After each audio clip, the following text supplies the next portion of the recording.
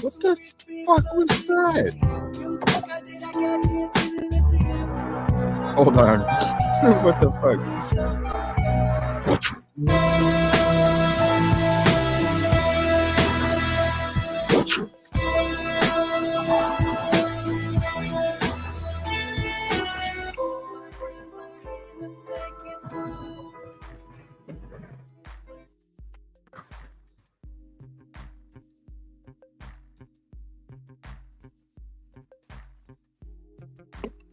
Yeah. Shit's not working out too good.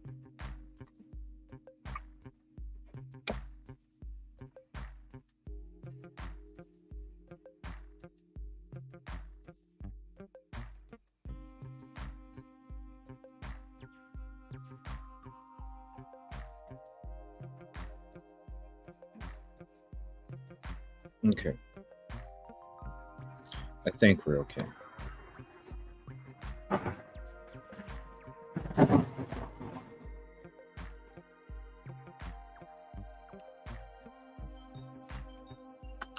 Oh, StreamYard, man. All right. Let me get to the hellos. Hold on.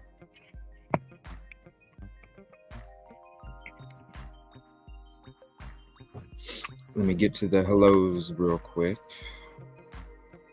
What's up, everybody? Let me turn this up. I swear, like, I don't have... It's crazy. The keyboard I normally have, I forgot the little freaking USB thing. And then this mouse is a backup mouse because my other one's dead. This thing don't register very good. So give me 1 second. Now I have to get back up to here. Now I can go to my comments. Let me get my damn... The fuck is this? Now my light goes out.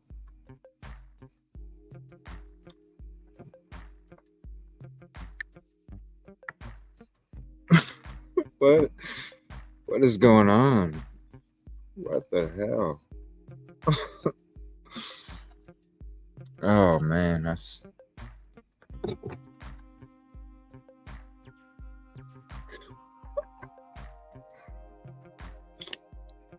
At least the coffee's hot, you know? At least the coffee's hot. What's up, Kevin? Wait, I'm first.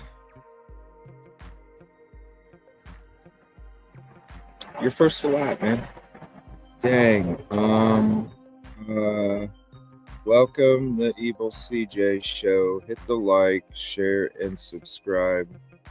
And sit back and get ready for some fun facts. And yeah, Keep it civil and enjoy the group. What's up, Kelly? If it's gonna, this mouse, this thing right here, I'm clicking on it, so if it bugs out tonight, you know why. What's up, Yoli Yoli? I'll be opening up to a panel tonight. It's not too bad. I haven't had to throw up the hoodie yet. What the fuck is this shit, man? What is this shit?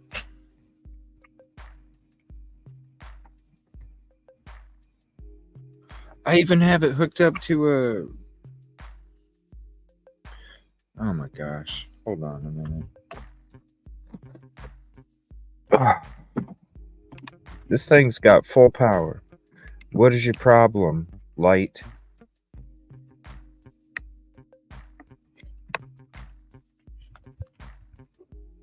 Damn, no, I messed my seat all up. Oh, all right. Son of a bitch.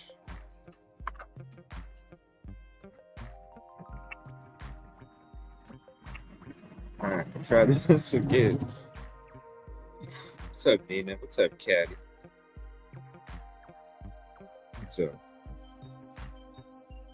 It's a martini.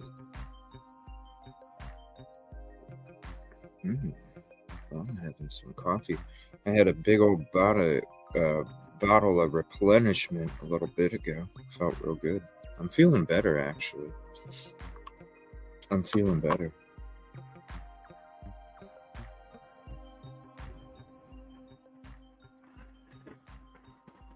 Martinis and Loretta. That, you know what? That'd be a good painting, Yoli. If one of the mods can drop in my little trip notes thing, put in there, please, put painting martinis. I think that'd be a really cool painting, right? We all get together. I'll draw it up. I'll draw up what we're going to paint so everybody has, because I'm going to have I don't know. Let's see what happens when I get back home before. It sounds cool. It sounds cool. But yeah, I got to get back home first before anything. What's up, Casey? Anyway, my idea is that I would draw up martinis, like a little logo or something, draw it up for you guys, and then one of the cameras would be on that picture, and then the other camera would be me painting it, what's on the picture, and then you guys could have the stream up and you would see the picture just as big as you'd see the painting, because it'd be two cameras, so it'd fill up, like two people on panel. And then you'd get to see the picture, and you'd get to see me painting, and you'd get to do the picture at the same time. And I need to have a damn... You know what? I wish I would have got... Well, oh my gosh. That's this light, man. What is that? I guess I'll just have to keep pushing this.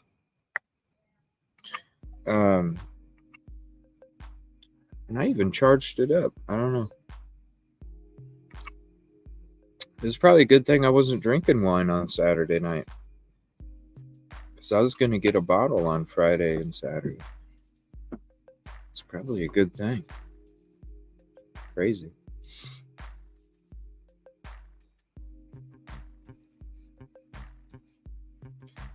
Yeah, what's up, Casey? R-Whip, how you doing? I saw one of your videos from earlier. I went ahead and subscribed to your channel. We'll have to, did they find that dude or what? I thought I was going to Charleston, but it's not even anywhere close. It's like on the way, how do I explain it?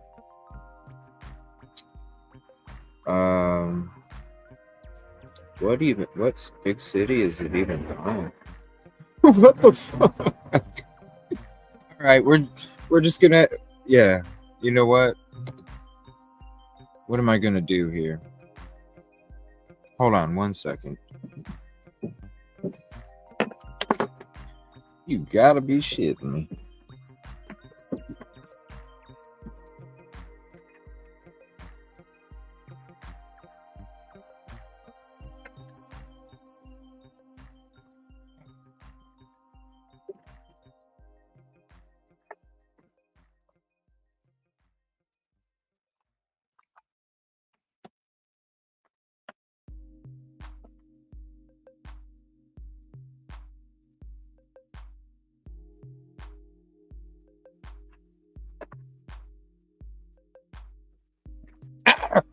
Shit. This chair has like no back support, so I'm using like 2 pillows to try and create some back support. And you see how much I'm slouched back too. Hold on. All right, there we go. All right. Let's get back to the hellos. I think we're good now. I'm gonna let that thing charge up for a little bit. We got this little. Ooh. I don't even know. Where do I put it?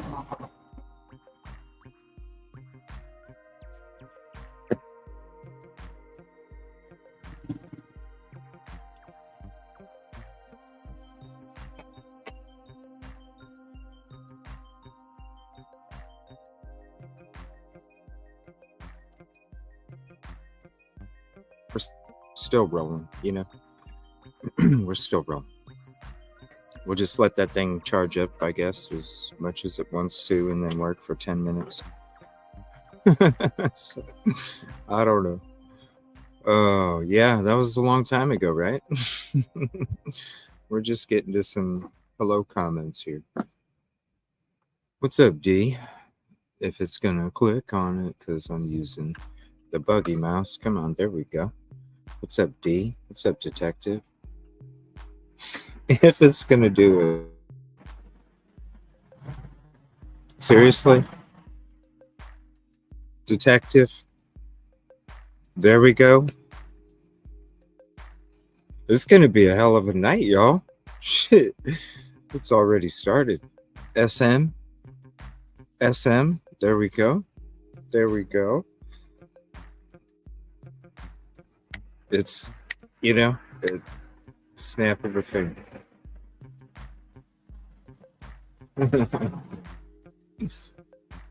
Oh, shit. What's up, Mary? How you doing tonight?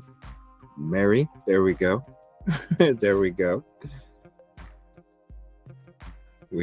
It's everything is just, you know, we got the lighting, we got the great mouse, the keyboard that we're not used to. Oh yeah. And by the way, you know, somebody was needing a Discord or a document earlier. Everybody, click on these links, okay? It's for subs, whatever, you know. Click on the link, get the notification if a document drops. If you're looking for a document, go to the link right there for you guys. It's for everybody.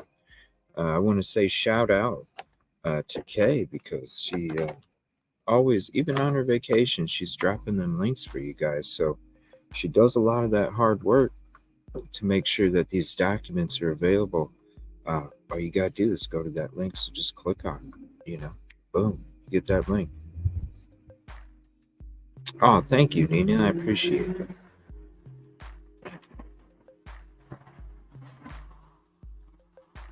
I know I'm loving this hat matching this video.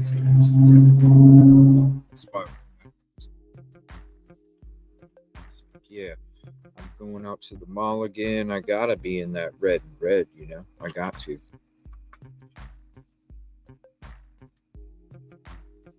Got to. Yeah, that's what I'm saying, Arwit. I saw that video. I saw that video and I was like, ooh, hey, definitely sub. So yeah, if you ever do that, let me know. I'd love to have you on the show. If you're live or whatever, you're more than welcome to.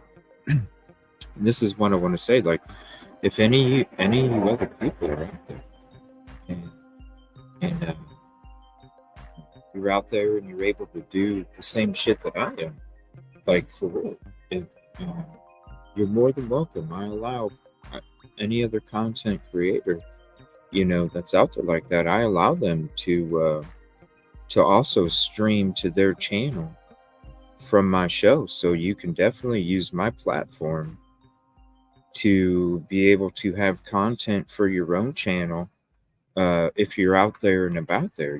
So our whip, um, let me know if you're on Discord. Evil CJ on Discord, hit me up. And if you're ever planning on going to do any of that stuff, let me know. And I'll definitely uh, stream if you need to or whatever. So that way you can kind of, get out there even more. Just let me know. Yeah, hit me up on Discord. Let me know if you're on Discord.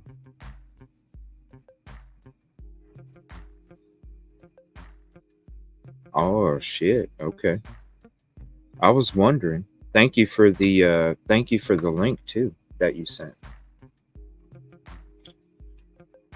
I appreciate that. It was just I was like, man, that was in a different direction the whole time. Like I was saying before this light bugged out, the whole time I was thinking I was going to Charleston. It's not even Charleston. It's in a way different part of South Carolina. It's way more west and south.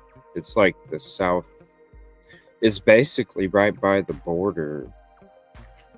Um, it's way west and south. I thought it was. I thought it was east and south, but it's not. It's west and south.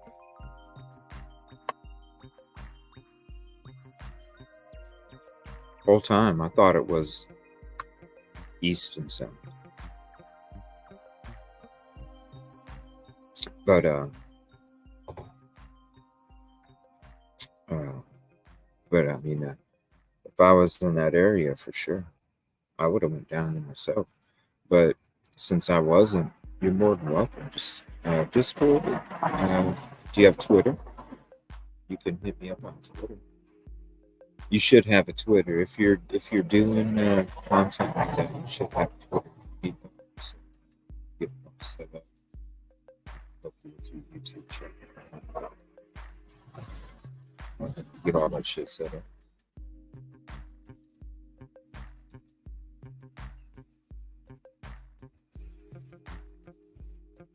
Oh yeah, you definitely gotta have Twitter. Um, you should also, you know what, Arwit, do me a favor. Do you have you gotta have email, right? Do me a favor, email me, okay? evilcj@gmail.com. But definitely, I'm just being honest with you. I get so many emails of information and just a lot of stuff. If you do anything, do me a favor, set up a Twitter. Set up a Twitter. It's really easy. Okay? Set up a Twitter. Look for me, Evil CJ, on Twitter. Hit me up on Twitter because I get way better. I can get to my messages way better on Twitter or Discord. But hit me up on Twitter. I'll schedule a time where we can sit down. I'll kind of help walk you through, how to get all your stuff set up, and then I'll even show you when you go to a press conference. Use StreamYard, and then you can be on my show on location wherever, and I'll highlight you, and you can use mine to highlight your channel too. You know what I mean? So definitely anybody that's out there like doing what I'm doing, that shit's hard work. Okay. And I'll definitely celebrate anybody that's out there doing it. Seriously. Because it's about doing it together. So, yeah, definitely email me and we'll schedule a time and and uh, and we'll get you all set up and I'll kind of show you. I'll screen share this stuff. That way you can kind of see everything. You'll be able to see it and do it on your own device or whatever. And then that way it's nice. Yeah. So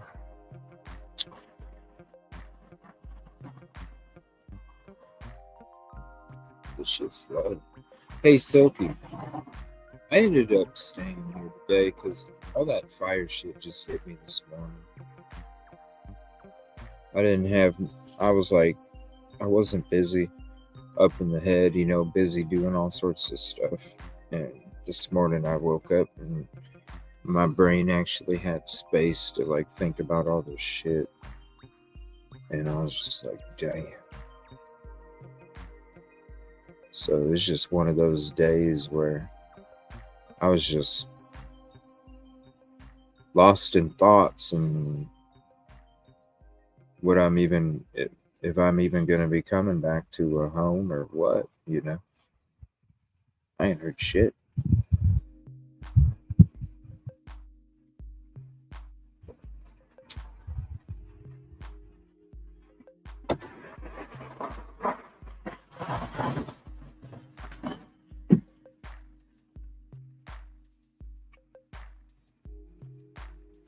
What's up, Mary?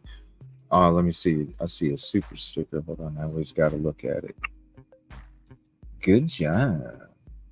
Thank you. I appreciate that, Arlip. Appreciate that. Yeah. Hit me up. I'll help you out. We'll get you all set up. And, it'll be cool. And thank you for going out there and doing that. It's hard work. It's especially doing shit.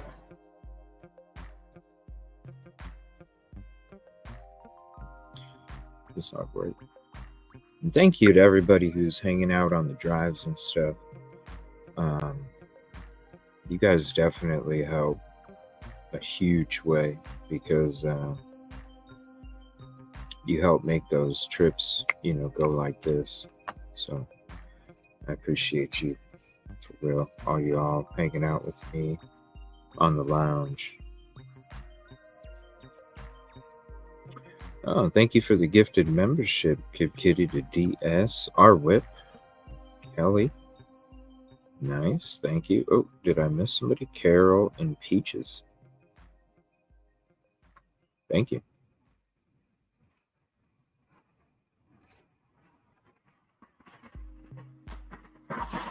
I'm sure you could tell earlier. I'm still exhausted, man.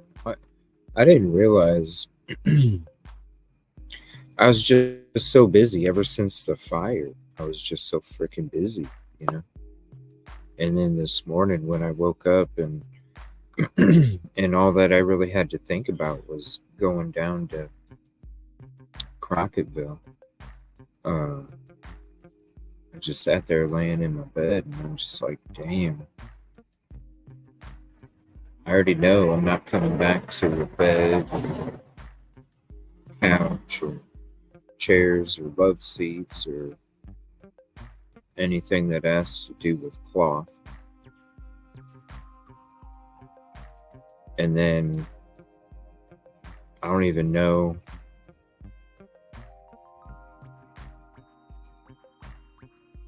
I don't know. The shit just hit me. It's like, damn. Shit you just don't even think about because you're so busy thinking about so much other shit, Going back home is like a week away, No, our Whip. The neighbor, I live in a duplex. A side by side, not upstairs, downstairs. Side by side. And they were cooking wings. And they ended up having a grease fire and they tried to put the grease fire out with water. So the fire just went woo. Okay. So I'm sitting there doing my show on Saturday night, and it comes to a segment where we're going to watch an old show. And so I end up putting that old show on full screen, and I'm personally off camera, but on the previous show, I'm on camera. Okay. Because I needed to take a break because it smelled like the neighbor lit a grill. Okay, it sounded like the neighbor lit a grill, and I was like, "Damn, that's strong." So I thought maybe I or had a window open or something, and that's why I could smell it, like my bathroom window or whatever. So I go to my bathroom, and I'm walking by the bathroom. I don't see the window open, so I'm like, "Well, let me go downstairs, see what." So, damn, it's pretty strong. So I go downstairs and I open up the door and I don't see nothing, but I hear running up and down the stairs. And I'm like, geez, what the hell's going on next door? I shut the door, I go back upstairs. As I'm going up the stairs and turning around to go back to my studio, I look in the bathroom and all of a sudden I can't even see my damn shower, which filled up half my bathroom. Instead, I see this big, thick black cloud of smoke coming from the ceiling, just pushing down into my bathroom. And I'm like, oh shit. So then I ran to my studio, fucking grabbed my documents, grabbed my gun, grabbed my fucking phone, and I fucking run out the fucking door. When I had my hand on my documents, it wasn't even 20 seconds, and I'm like, couldn't even barely breathe. And the crazy thing is there was half smoke, half not. It's not like it was thick as hell. So there's obviously smoke you can't see or something, because it definitely, when I was trying to breathe, it definitely made it seem like I shouldn't have been able to see. It felt like that. And so then I went out, I got outside, and so what happened is they were able to put it out quickly, but the whole other side of the duplex is a total loss.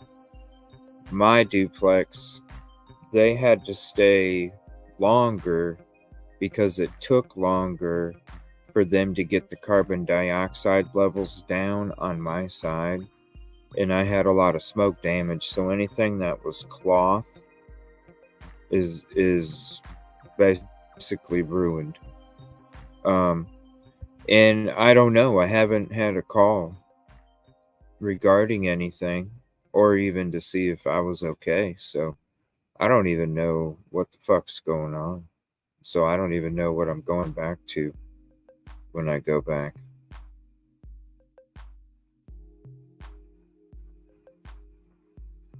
So, I mean, I thought everything was cool. There's worse smoke damage than I thought. I think I was just trying to make it seem better in my head with everything that went, that happened. I was just trying to make it, trying to tell myself that it wasn't as bad as maybe what it was. Because I definitely feel effects still. This is since Saturday I've had a headache, a slight headache. I've been kind of, I've had, I don't know, you probably noticed when I'm talking, you can hear a little something in the throat.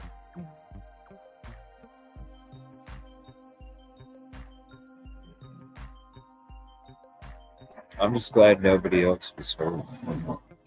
They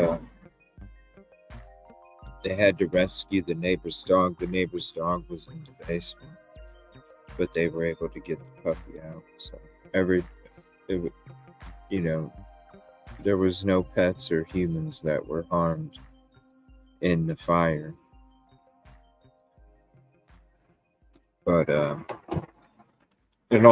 and all I qualified from Red Cross, all I qualified for was laundry detergent, and I tried the laundry detergent, and it didn't work. So, I mean, that's why I keep my clothes in my trunk now, because if I took them anywhere, it would smell like a damn campfire in whatever room I'm in. So, like today, like this morning, because I did 2 loads of laundry, because one packet covers 2 loads. So I did 2 loads of laundry, right? I did 2 loads of laundry, and I did those 2 loads of laundry, and I put them in bags, because I didn't know. You know what I mean? I didn't know. So I put them in garbage bags. Didn't know? I didn't want to put them in something else. And this morning, I opened my trunk, and you can smell it, and I had to pick the third less smoke smelly T-shirt.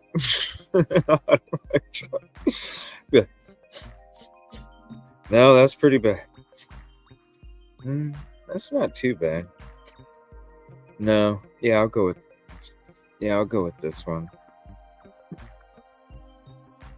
It's that charbroiled cool water, Yeah.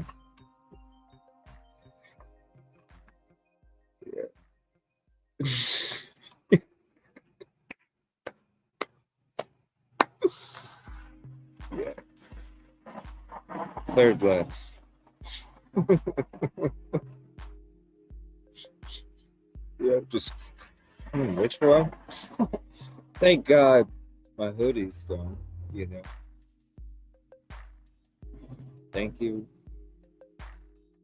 Thank you, Jules B, for the hoodies. I appreciate that.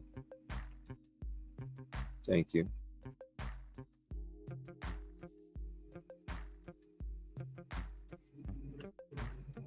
There's Shelly.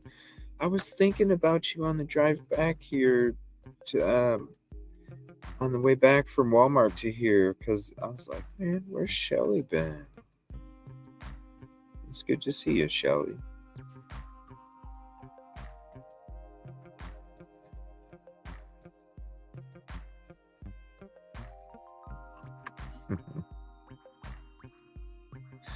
All right. Enough chit chat. That's enough of that. There's nothing you can do about it, and it is what it is. It still sucks.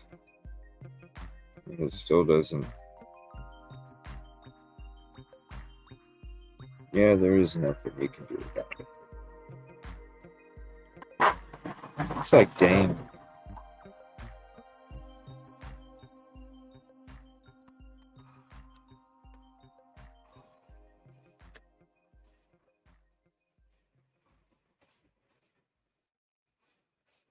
It's affected me.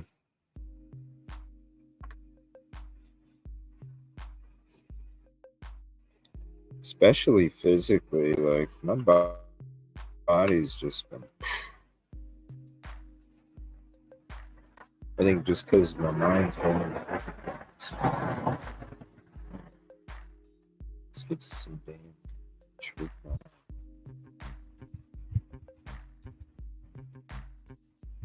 And I was gonna try out this casino game at the end. Okay, let me see here.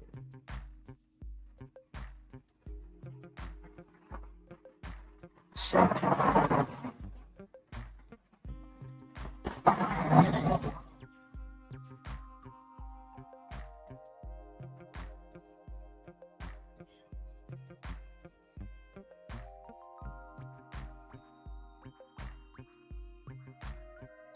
Yes, here it is. The Richard Allen's The State Response. Again, you guys can have these documents on the doc drop. Just click those links when Baptisma drops. I'm exhausted all over. Just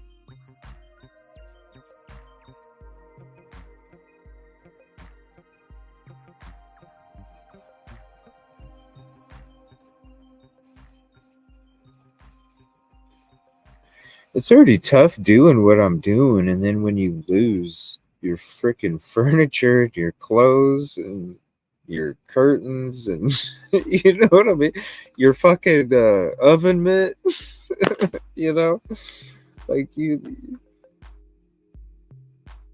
your oven mitt, your placemat, you know, it drains you.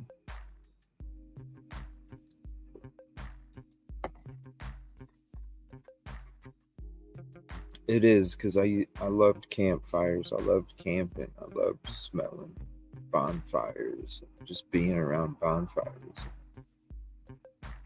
Like last night, being around the bonfire, I smelled it.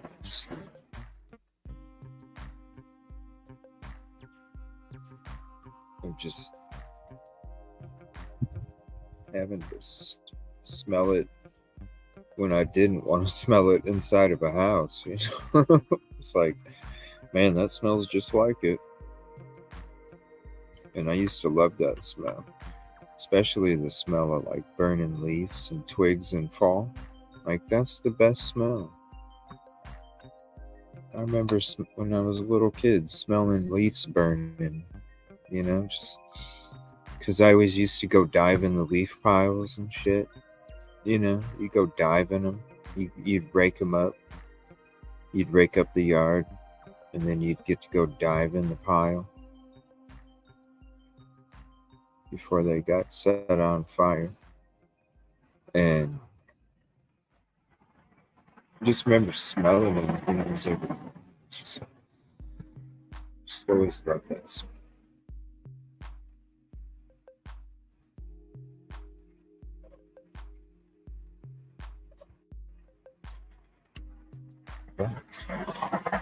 Whoa, yo.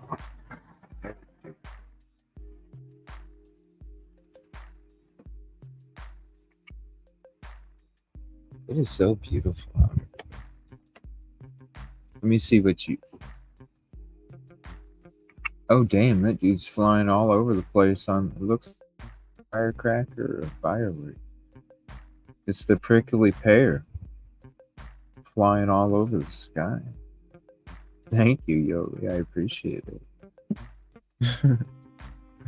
Thank you.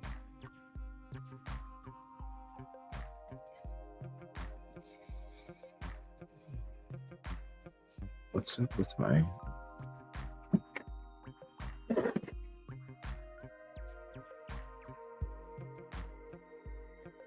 There we go. My wife. I'm not.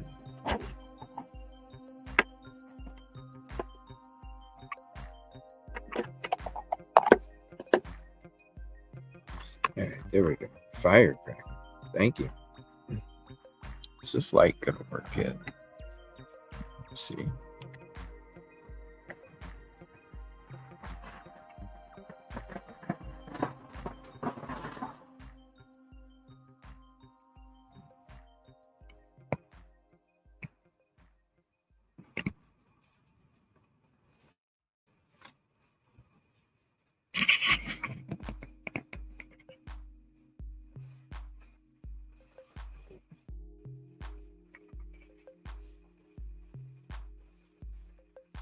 Thank you.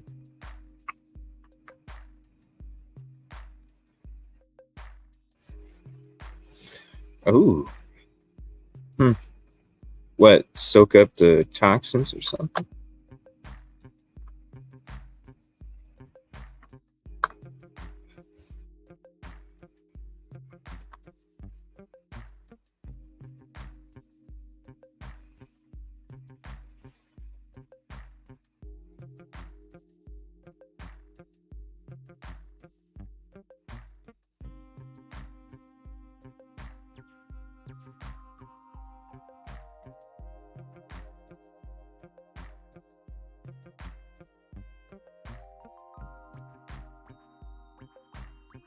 All right, we got a good episode tonight.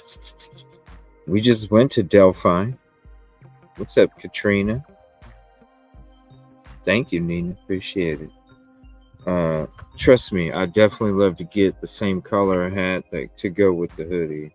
I would sport that shit every show. I would sometimes I'd mix it up with the blue and red, but I gotta find them in my size, and I have to, it's out of lids. So if you have a lids in your location and they have a size 7, 5950 with the blank, and then you can get this stitching. I tried to get blue and black, and they didn't have either. They didn't have blue in my size, black in my size, gray. So you can always get them made, and you can send them to me, and I'll definitely wear them with the hoodie. Baby blue. I mean, hell, I could make them all match. We could go white with black stitching with the baby blue. It could be whatever. But I think it'd be sweet to wear these hats, different hats with my different hoodies since I love hoodies so much. Cool. But speaking of, it was great being in Delphi. I want to say shout out to Jinx. Frank, appreciate you. Or no, it wasn't. Who was it again? It wasn't. It was oh my gosh, what was his name? Because I did that last time.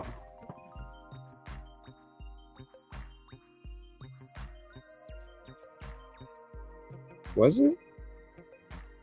No, it wasn't. Randy. That's what it was. Randy. Yes. Jinx and Randy. Taking me around. That was a good. I definitely got to go back. One thing, I still never got to learn my damn GoPro. It's just.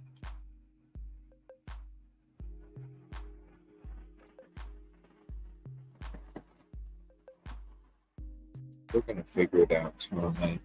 Because I'm not going it. Once I go tomorrow on location, and then we're back at the hotel for the rest of the night, I'm just going to be chilling. So I'm going to do a hangout show where we chill out, and I'm going to be learning this GoPro 11. And then we're going to go back the next thing. So, Kelly. Oh my gosh, Kelly. Oh. What are you doing?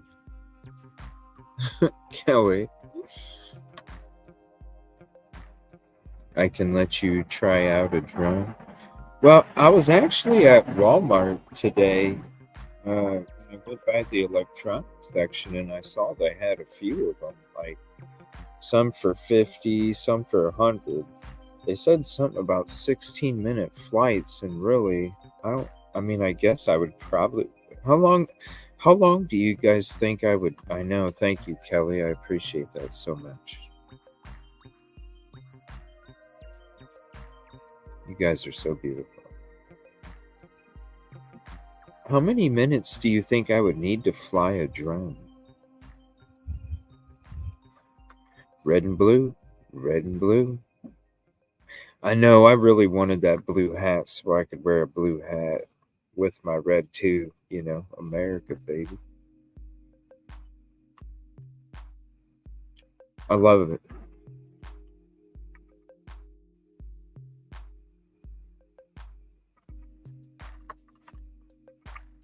30 minutes. That's probably a good time, huh? In case I need to do a little bit of exploring or something. I don't know. I saw like 4 or 5 of them at the Walmart here, and I was like, huh. Now, I don't know. I guess that's pretty cheap though, right? $50 or $100. But here's my question. Do I hook up a GoPro to the drone? Or is that not even, you have to use what camera's on the drone?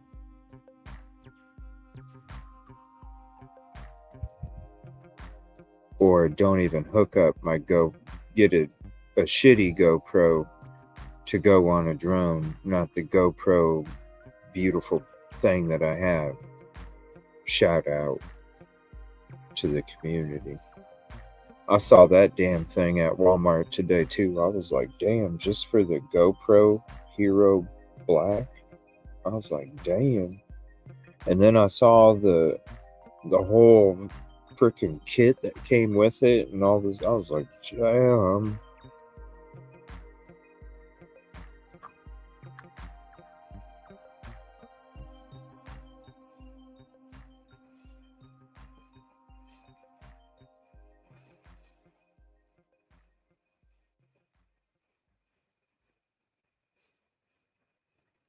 Yeah, so you have to go off the one with the. Yeah, that one's like 300 though, right? Ain't that one like 300? That's a lot of money, man. I mean, I'm out here on my own. You know what I'm saying? It's not like just boom. Like shit. I had Cherry bitching at me today because I was buying trail mix and freaking Pedialyte just to have some hydration and some nutrients and shit. You know what I mean? I'm like, damn, I'm freaking dehydrated here.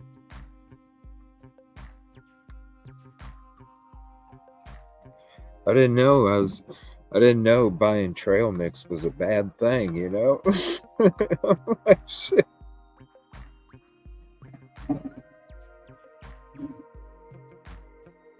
Damn, I'm not even doing it like that. I got me some Adidas shoes today.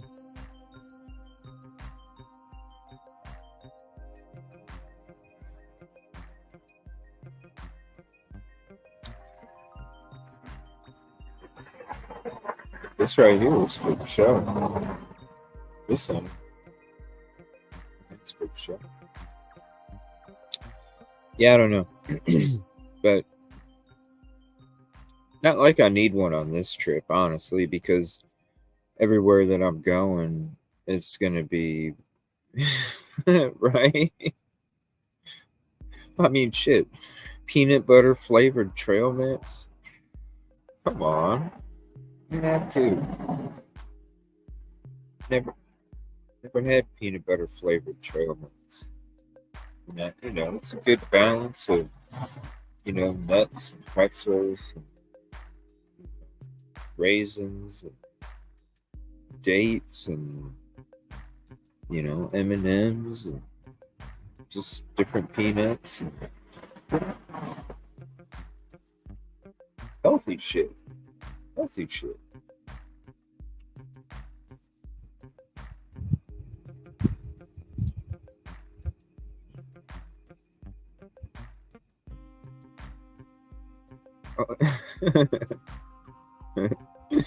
Good night. Appreciate you. I appreciate Jinx and Randy for taking me around in Delphi. That's right. It's healthy. It's healthy. Well, I'm gonna have some of that trail mix tonight after the show. Trust me. I haven't gotten into either bag yet, but I will be after the show for sure.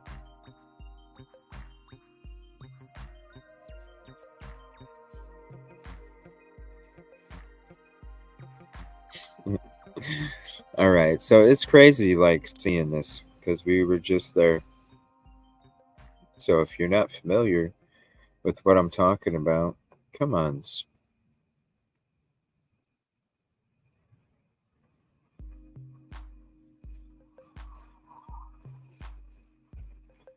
StreamYard.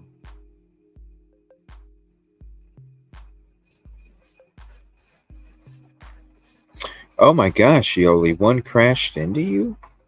Holy shit. No, I just need one to be able to, have out with me and, in places I can't take you. This isn't one of them because they're all right off the road. You know what I mean? Um, and some of them are private property, so I can't even get on them because you know how it is down here. Just like up in Delphi, you go on private property. It ain't.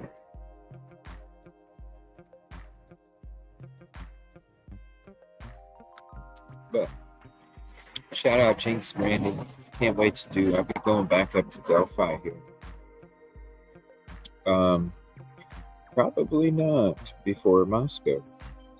Because I'm probably going to be dealing with all this other shit at home. And I don't know. I definitely have a lot of, I don't know. I have no idea what's going on. So.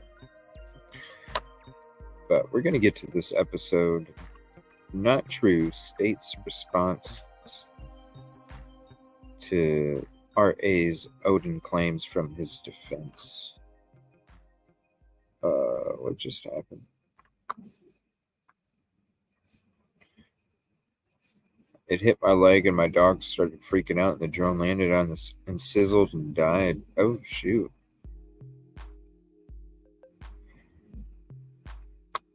Over 1,000 feet. What will they do? Shoot it down? What do they do?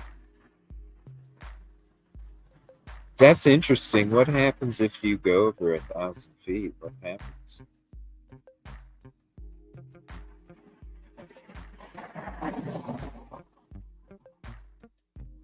And is there like an altitude thing on a drone where it tells you how high you are? I mean, I won't be going that high. It'll be just showing you guys like different, like,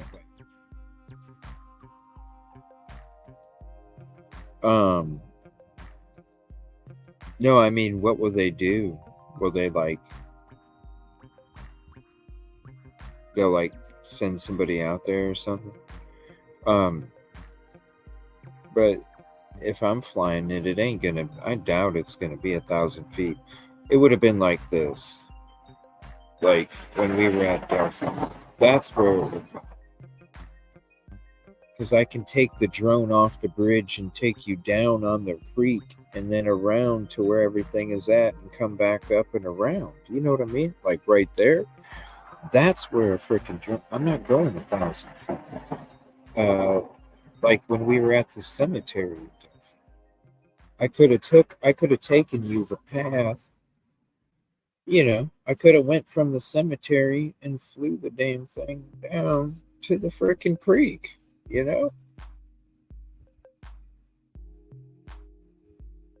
That's what I mean. I wouldn't be flying at 1,000 feet. I wouldn't even need to fly at 1,000 feet.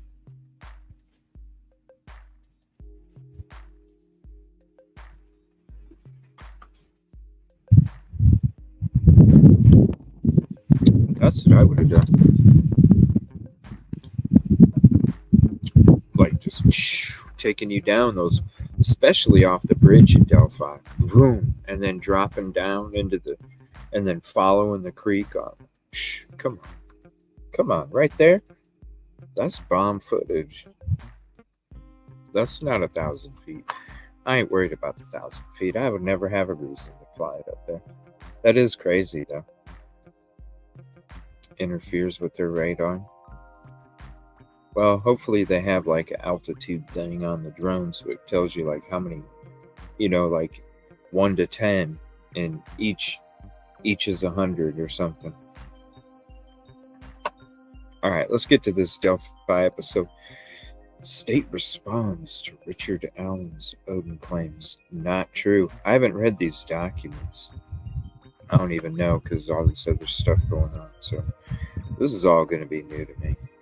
It was an unseasonably warm February day in 2017 in the small rural town of Delphi, Indiana. Oh, man. And Kelly, Kelly, I am going back to that wind chime store, and we are getting you a wind chime too. Jizzy G's got a buddy, but figure that out later. It's not a place where you worry when your teenage kids decide to go on an adventure. So when Abby Williams and her best friend Libby German decided to go on a hike near the Monon High Bridge in the middle of the day, no one thought it was dangerous. But when Libby and Abby did not show up when they were supposed to get picked up, their families began to worry, and they began to search. Then the next day, the worst news possible. The bodies of these two girls were found, both victims of murder. Then after 5 frustrating years, this man, Richard Allen, was arrested for killing both girls. This was a case. Thank you, Jinx and Randy. I appreciate you. I'm coming back soon. It all depends on what goes on when I get back home. If everything's cool when I get back home, I'm definitely going to be trying to make that trip before I go to Moscow, because I need to go back there. And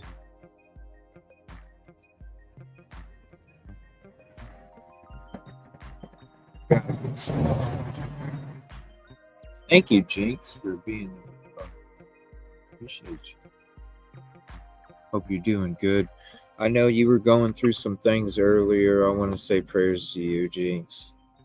I hope you're doing okay.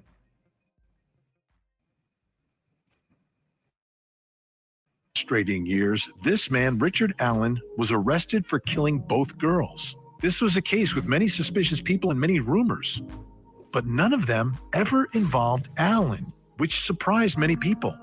Allen says he didn't do it and also alleges that it was a group of Odinites who are responsible. Tonight, we will take a step back and look at the evidence that was used to obtain probable cause to search Allen's home for evidence.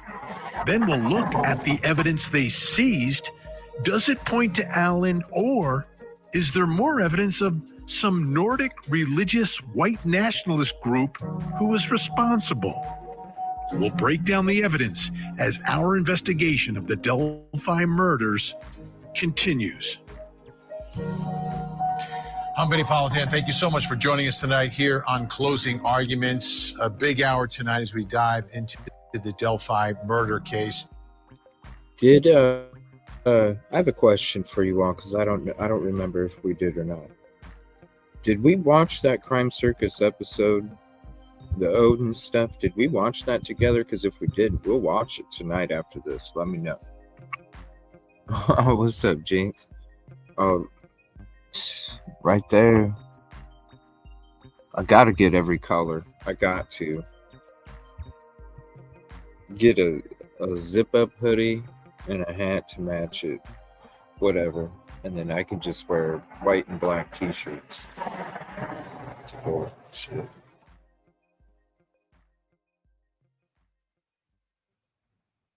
But let me know if we watched that Crime Circus episode. I know I heard Katrina too.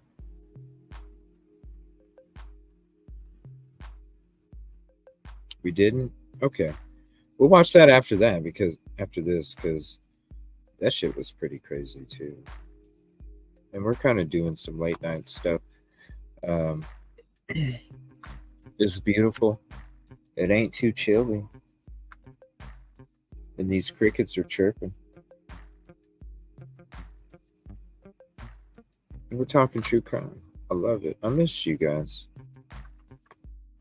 Sorry, there is still so much information to go through that has just been released last week by the defense.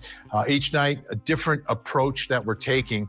Tonight, I want to start with the Constitution of the United States, which protects us all, right, from the government, from unreasonable search and seizure, as well as many other things, right? Protects us from the government. And the reason it's important and it's significant is we don't want police, the government, just knocking on our door or breaking down our doors and looking around for evidence to see if we're up to and doing anything wrong. I mean, that goes completely contrary to the foundation of this country and what it's about, the freedoms that we have, and the limitations that the government has. He's wearing purple. And this is a Whoa, big part of hold it. on a minute. These unreasonable search. I'm gonna have to keep clearing my throat here and there. I apologize about that. He's wearing a purple tie. He ain't wearing a blue tie. The dude went on like a 272-day streak of wearing a blue freaking tie, and then all of a sudden he wears purple. Bro, what happened? Why are you wearing blue? I love blue too. I could sport baby blue all day, every day if it was normal, but it's not. Because I love baby blue. All right. Well, government just knocking on our door or breaking down our doors and looking around for evidence to see if we're up to and doing anything wrong. I mean, that goes completely contrary to the foundation of this country and what it's about, the freedoms that we have, and the limitations that the government has. And this is a big part of it, these unreasonable search and seizures. So in order to search your home, there has to be a showing, there has to be some level of evidence, probable cause, that convinces a judge to sign a warrant. Love you, Ben. And that's a hurdle. Now, it's not the highest hurdle in our system of justice by far, but it is a hurdle. And it's there to protect us and to protect innocent people from being targeted by the government and being the intrusion and the violation of the sanctity of our homes. So in this case, the search of Richard Allen's home is a big, big deal. That's because Richard Allen wants evidence excluded. So this is interesting. He wants evidence excluded. And this is pretty standard in most cases. A defense attorney gets it and says, all right, what evidence do they have? Did they get it lawfully? Right? And sometimes it's really significant. The evidence that they get, connects the defendant to the crime and can be used against them in a court of law to convince a jury. So we see it in almost every case that these motions to suppress evidence, to keep evidence out, are done. And generally it's a move. When I look at, a defendant looking to suppress evidence, it's because the focus is, this is a case where there's not enough evidence, right? They want the jury to come back and say not guilty because there's not enough evidence to connect him, the defendant, to the murder. Now, not guilty is the standard in a trial. You're either guilty or not guilty. There's no mention of innocence other than the presumption that every defendant brings into the courtroom. But the not guilty is not a stamp by the jury saying, we believe you're innocent. It's that because that's not what you're judging. It's that the state, the government, the prosecution did not prove their case, didn't prove the elements of the crime beyond a reasonable doubt. But this case is a little different because of what we've learned in this last week is that the defendant, Richard Allen, isn't just saying you don't have the evidence and I'm not guilty because you can't prove it, right? Maybe I did it, but you can't prove it. He's saying, I didn't do it. It was the Odinists, the Odinites, or the Odinists. They refer to them both ways, that actually did it, which means they are proclaiming not that you can't prove it. They are proclaiming he is innocent. Someone else did it, and we're telling you who it is. Yet they still want this evidence excluded. Now, that's a defense attorney doing his job. I understand it. And standing up for your client's constitutional rights all makes sense. However, it's different. Like, if somebody else did it, why would this evidence that you're trying to get excluded prove the case against you? Why would it? Something to think about. Something to think about as we try to process this concept that was just dropped on all of us by the defense in what they filed inside the courtroom, saying, we know exactly who's responsible, this group of Odinists. They name them in their papers. We don't name them on the show, but they name them in the papers that they filed in court. But they're still very concerned about this other evidence that they want tossed excluded from the case. And I guess they're afraid that that evidence could prove that he did it. But if he's factually innocent and it was the odinist, I mean, how could that evidence prove that he did it? That's interesting, right? So I think what they're looking at, though, is the key evidence is this gun. There's a bullet found at the scene, and matching that bullet found at the scene that is cycled through the weapon, allegedly, and somehow the experts will look at that and be able to say, oh, yeah, it was cycled through his gun that we seized from his house. Right. And the defense does not want that evidence in front of Nate, give me one freaking expert that'll tell you that a gun can reduplicate the exact freaking markings. Give me one. the jury. Is that enough to prove him guilty? Maybe, maybe Name one. And send me the video, please. not. I have a feeling that the defense expert is going to say, you can't tie that bullet to the gun through that testing, but there's going to be a battle. But they want that gun excluded so the jury doesn't even hear any of that evidence. So that's what's going on. So let's dive into this and let's go back to the timeline because I want to take a step back tonight. February 2017. This is key. This is crucial. Richard Allen, the defendant, the man accused of this double murder, calls a tip line to provide law enforcement information about what he saw on the trail that day. That's a big fact. I'm sure the defense is going to Hold on, wait a minute.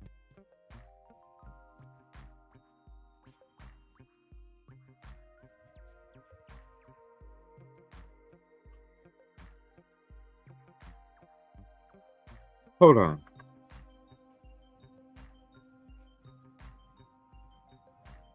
I thought he gave it to them in person.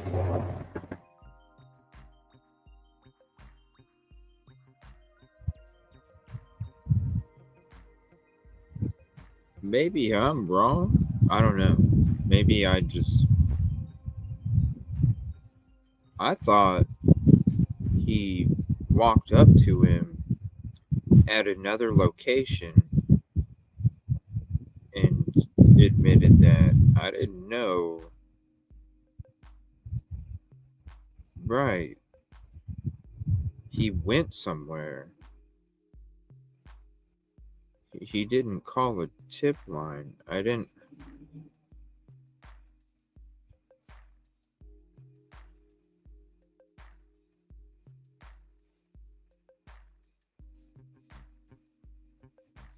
Court TV.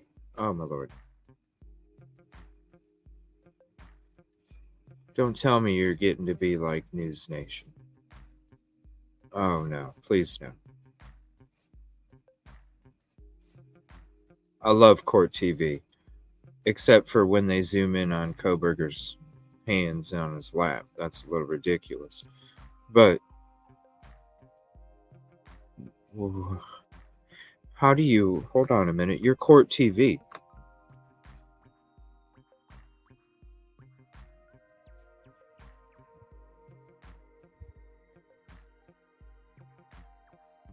Oh, you like the crickets.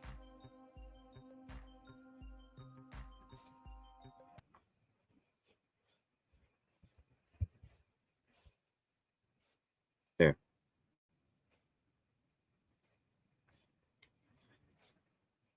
I hope maybe it was an intern or something. I don't know. That concerns me a little bit. let's dive into this and let's Listen, I'm not perfect. Maybe I got it wrong. Maybe he did call a tip line. I don't fucking know. I don't think so.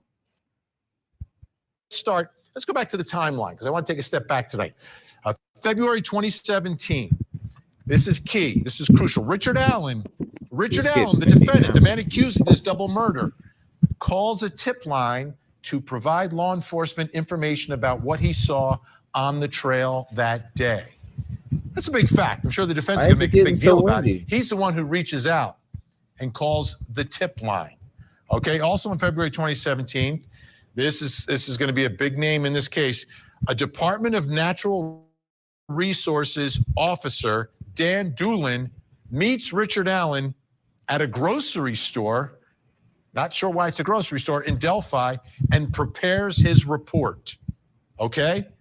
So he calls the tip line. I've got information. Dan Doolin, the resource officer, natural resources officer, meets Richard Allen at the grocery store. Now, let's go to the probable cause affidavit, and this is sort of a summary of what Dan Doolin apparently told the officer who filled out the affidavit. Mr. Allen was on the trail between 13:30 and 15:30. That's 1:30 to 3:30. Send that to me, detective. Nighttime in the South by the ocean? Really?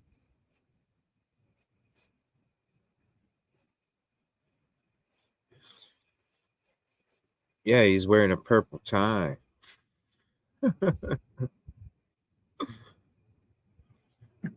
So that's normal? I never did get to go to the beach.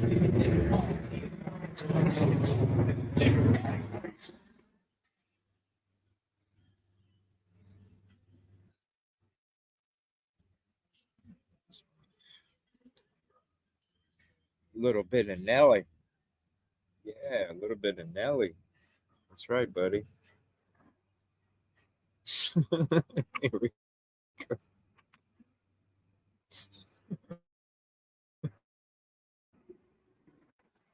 At a grocery store, A little bit of Nelly. not sure why it's a grocery store, in Delphi, and prepares his report. Okay? So he calls the tip line. I've got information.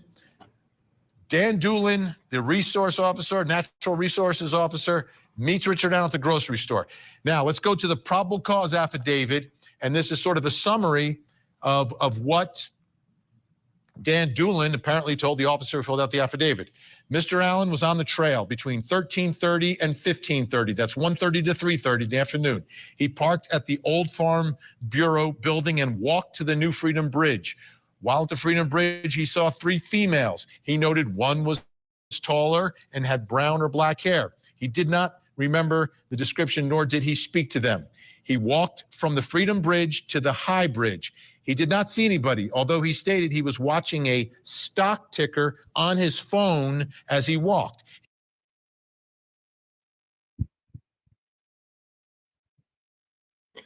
So that's what they mean by stock ticker.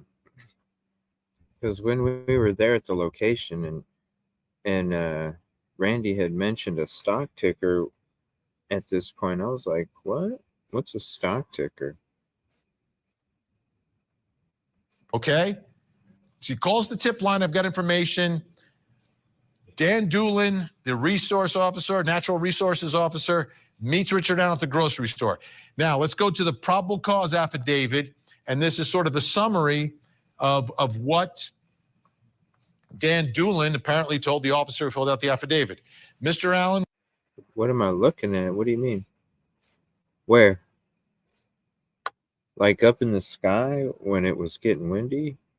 Or the motorcycle that was driving by bumping some Nelly?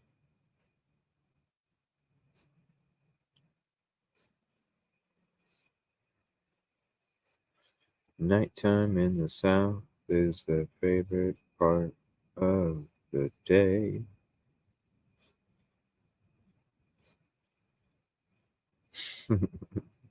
Yeah. I need to get a bike at one point. Back. Just floating. Was on the trail between 13:30 and Pick you all out 15:30. on That's a bike. 1:30 to 3:30 in the afternoon. He parked at the Old Farm Bureau building and walked to the New Freedom Bridge. While at the Freedom Bridge, he saw 3 females. He noted one was taller and had brown or black hair. He did not remember the description, nor did he speak to them. He walked from the Freedom Bridge to the High Bridge. He did not see anybody, although he stated he was watching a stock ticker on his phone as he walked. He stated there were vehicles parked at the High Bridge trailhead. However, he did not pay attention to them. He did not take any photos or video. His cell phone did not list an IMEI, but did have the following, and there are 2 numbers. Potential follow-up information. Who were the 3 girls walking in the area of the Freedom Bridge? Okay, so that's from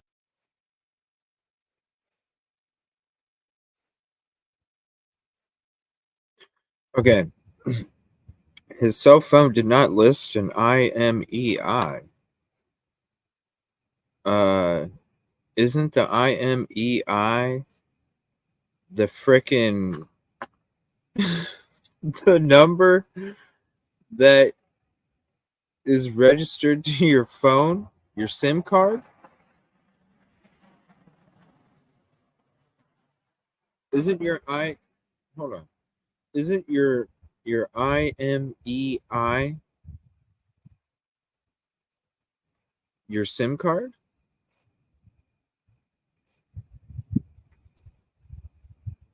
No?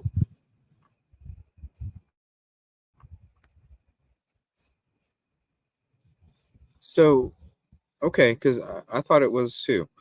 So his cell phone did not list a SIM card, but it had the phone. What?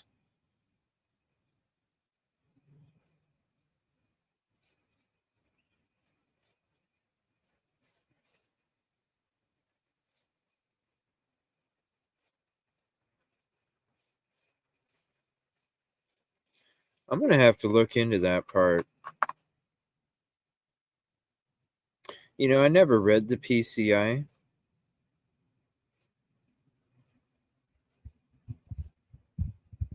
I need to go through that PCA. I need to go through that PCA. Yeah. Yeah, I need to go through that PCA. from the officer, the narrative from the officer who interviewed Richard Allen at the grocery. Yeah, I don't. Yeah, I don't understand it, Katrina. Why? I don't know. I need to go through this PCA.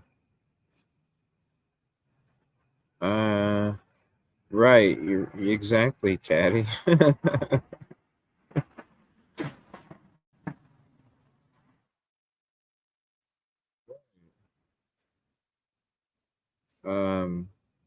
Yeah. If anybody has the PCA for this, please send it to me. I definitely need to go through this PCA for sure. And any kind of reports as well. If anybody has any reports, even if I already have them, please send them to me because I need to go through these documents. I'm going to be finding that store. Shit. Now, something.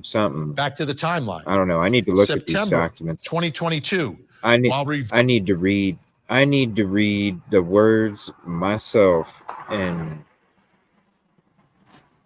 then I'll fucking notice all the shit. Walking in the area of the Freedom Bridge. I need to see it myself.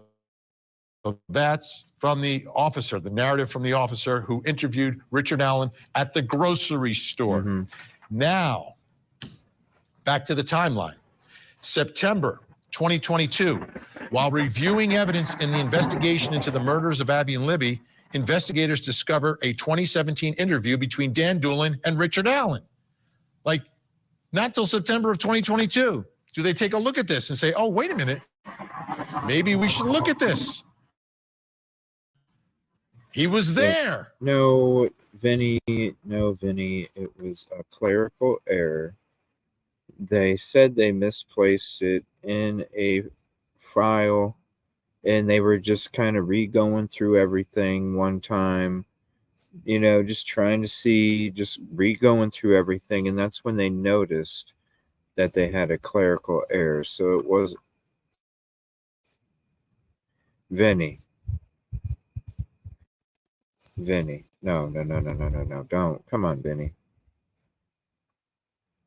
Don't switch to the dark side, Vinny. September 2022, while reviewing evidence in the investigation into the murders of Abby and Libby, investigators discover a 2017 interview between Dan Doolin and Richard Allen. You're too good, buddy. Like, not till September of 2022 do they take a look at this and say, oh, wait a minute, maybe we should look at this.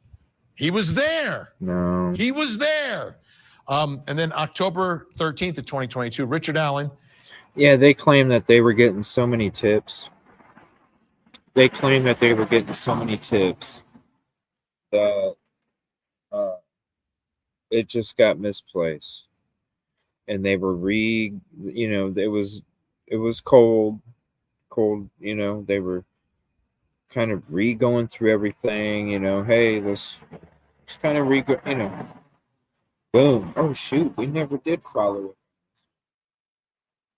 So it wasn't like they were like, well, hey, 5 years later, why don't we try this? No, it wasn't like that. According to what they say. Not at the water. Like, not till September of 2022 do they take a look at this and say, oh, wait a minute. Don't switch to the dark Maybe side. we should look at this. No. He was there. He was there. And then October 13th of 2022, Richard Allen gives a voluntary videotaped interview with law enforcement. He states he arrived at the trail around noon and left it around 1:30. Crucial difference here. Crucial difference. He's so passionate, though, isn't he? According to Doolin, in his report, it's between 1:30 and 3:30. Good for the prosecution. When he's interviewed on video, Richard Allen says noon to 1:30. Bad for the prosecution. All right, let's bring in our guests, help work our way through all of this. Here with us tonight in Montgomery, Alabama, prosecutors and co-hosts of the Prosecutors Podcast, the award-winning Prosecutors Podcast, Alice LaCour and Brett Talley. Great to see you. I missed you down at CrimeCon. And in Indianapolis, Indiana, hosts of the Murder Sheet Podcast, Anya Kane and Kevin Greenlee. Great to see you. All right, Anya and Kevin, let me begin here. Am I getting this right, that we've got a discrepancy now between the time and Officer Doolin is saying one time he told me, and then on video he's saying another time? Yeah, I need to go through these documents. There between the times. And that is so important because we also know for a fact what time the girls were kidnapped. They were kidnapped at 2:13 p.m. So if we take Richard Allen at his word, by 2:13, he's not there anymore. He's gone. He's not at the crime scene. But if you take Dan Doolin at his word about what he reported originally, at the crucial time of 2:13 p.m., Richard Allen was still present at the crime scene. All right, Alice, this makes Dan Doolin, the natural resources officer, perhaps the most important witness in this case. Well, this is a very interesting thing because we have a report from a resource officer closer in time to when the events occurred. We say this all the time. The prosecution sees this. Whenever you have witnesses, memories fade, and that is completely normal. Right. And so there hasn't been any showing that Officer Doolin. Memories fade, or they misremember certain parts of what took place, or the order gets mixed up. So it's crucial to interview these witnesses ASAP, because another day goes by means another part of that timeline, with no fault of the person's own, some part of that timeline can be switched around, or just not,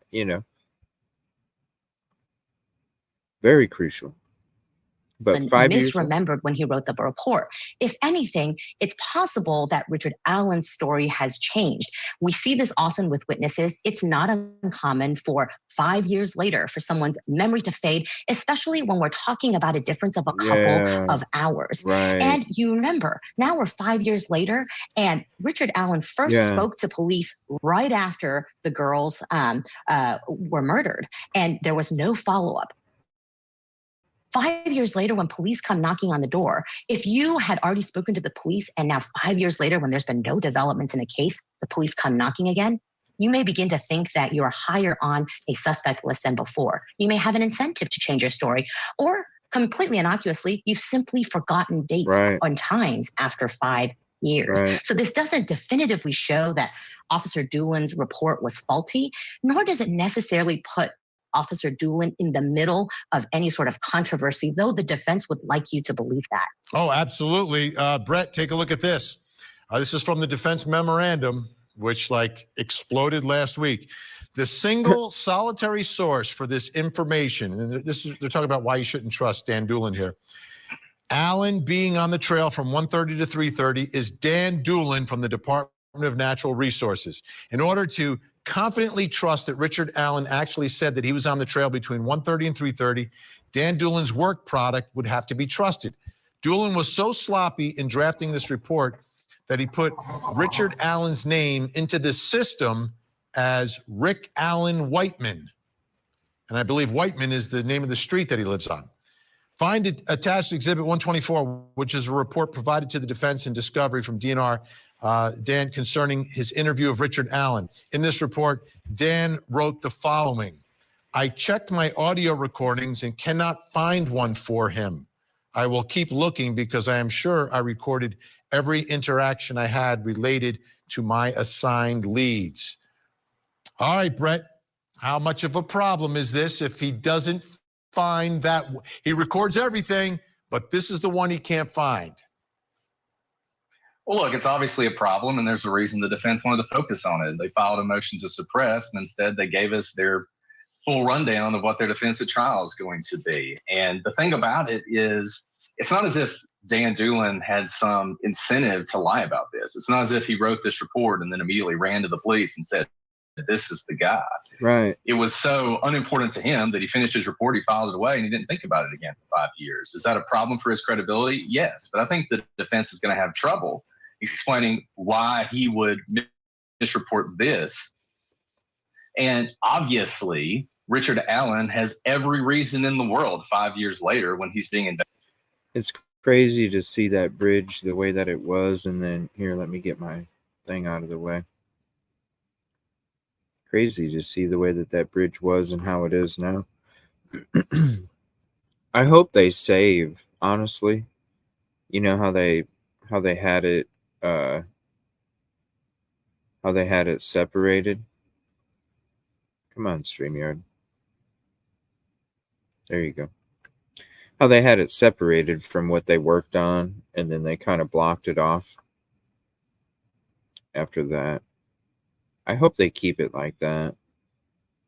They preserve that part, and because they weren't supposed to be going across that anyway. And I just hope they leave it the way it is. Leave the rest of it there. I really do need to make a trip in the winter sometime just to kind of see what it looks like without the foliage. Take you guys down there too. Investigated by the police and interviewed by the police to change his story, to take himself off that bridge. Richard Allen's own statements put him on the bridge exactly the time he would need to be there, wearing exactly the clothes that were described by people who saw Bridge Guy, matching the clothes in the video. This is a huge problem for Richard Allen. It's not surprising that they'll attack Dan Doolin, but I think he's going to do just fine. So Anya and Kevin, Dan Doolin. So when does the video come out relative to all of this? Because if I'm an investigator in the case and I've interviewed people, and I interviewed someone who said he was there, and then a video comes out of the killer according to investigators, I would want to think, did I interview anyone that looks like that? Yes. And so it's complicated, and I need to check my notes to figure out. Why give us just a small second clip? Why give us a few seconds, even if there's no audio and you need to mute what the girls are saying to protect the integrity of the investigation? Why not give us a little bit more of maybe how he walks? That isn't giving you a definitive way of how somebody walks. And that's an important feature, something that somebody's not going to naturally change when they're walking to the freaking grocery store to get eggs. You're like, wait a minute, that guy. Why not give us more? Exact date, but I know a still image from the video came out, I believe, within days of the murders. So we were all seeing the still image of this person walking on the bridge. And then I believe sometime later, it was sort of. So it's not years. It's not years later. So it's not like 4 years later, there's an image of the killer that is public to everyone, investigators and the public at large. It's like right around the time of all of this. So any investigator who's on the case or anyone who lives in Delphi is going to kind of know what this guy looked like. Right. I think I will underscore with this investigation, it starts as a missing persons. And I'm going to tell you right now, walking from that gate, and then the path that the girls took, and then sitting on that bench.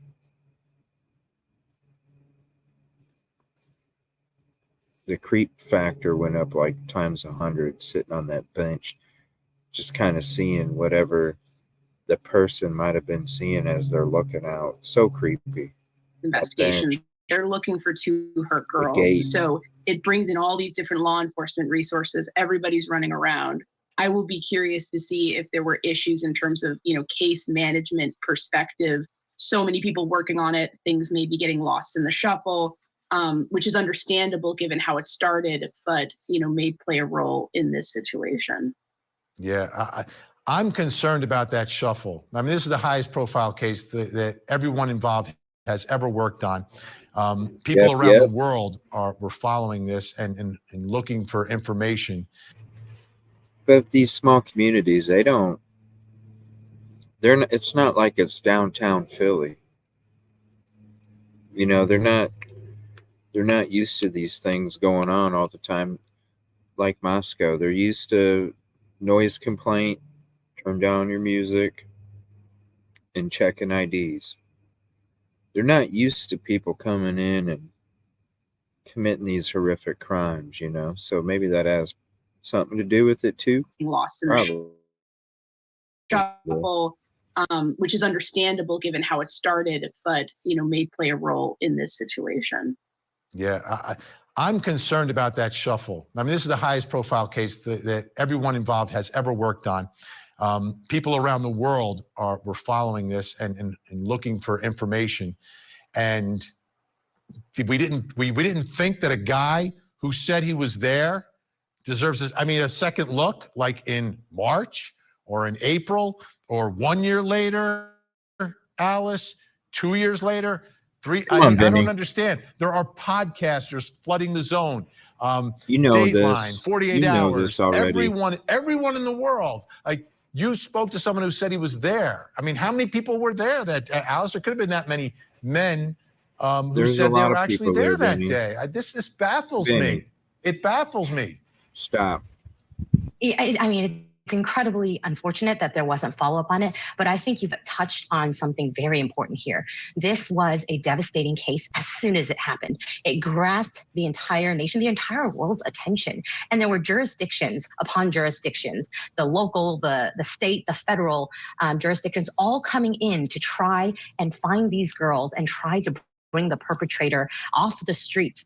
With that, when there are multiple jurisdictions, the reality of red tape is real. There are a lot of papers. There were a lot of leads being followed up on. And note who Officer Doolin is. He's not the FBI. He's not the lead investigator. He's a resource officer. This isn't even probably typically his duty to be interviewing potential murder suspects or even witnesses to murders. We started this entire segment with the pre-roll of how small Delphi, Indiana is. It's absolutely true. There are communities like this all over the United States that have never seen anything as tragic as this.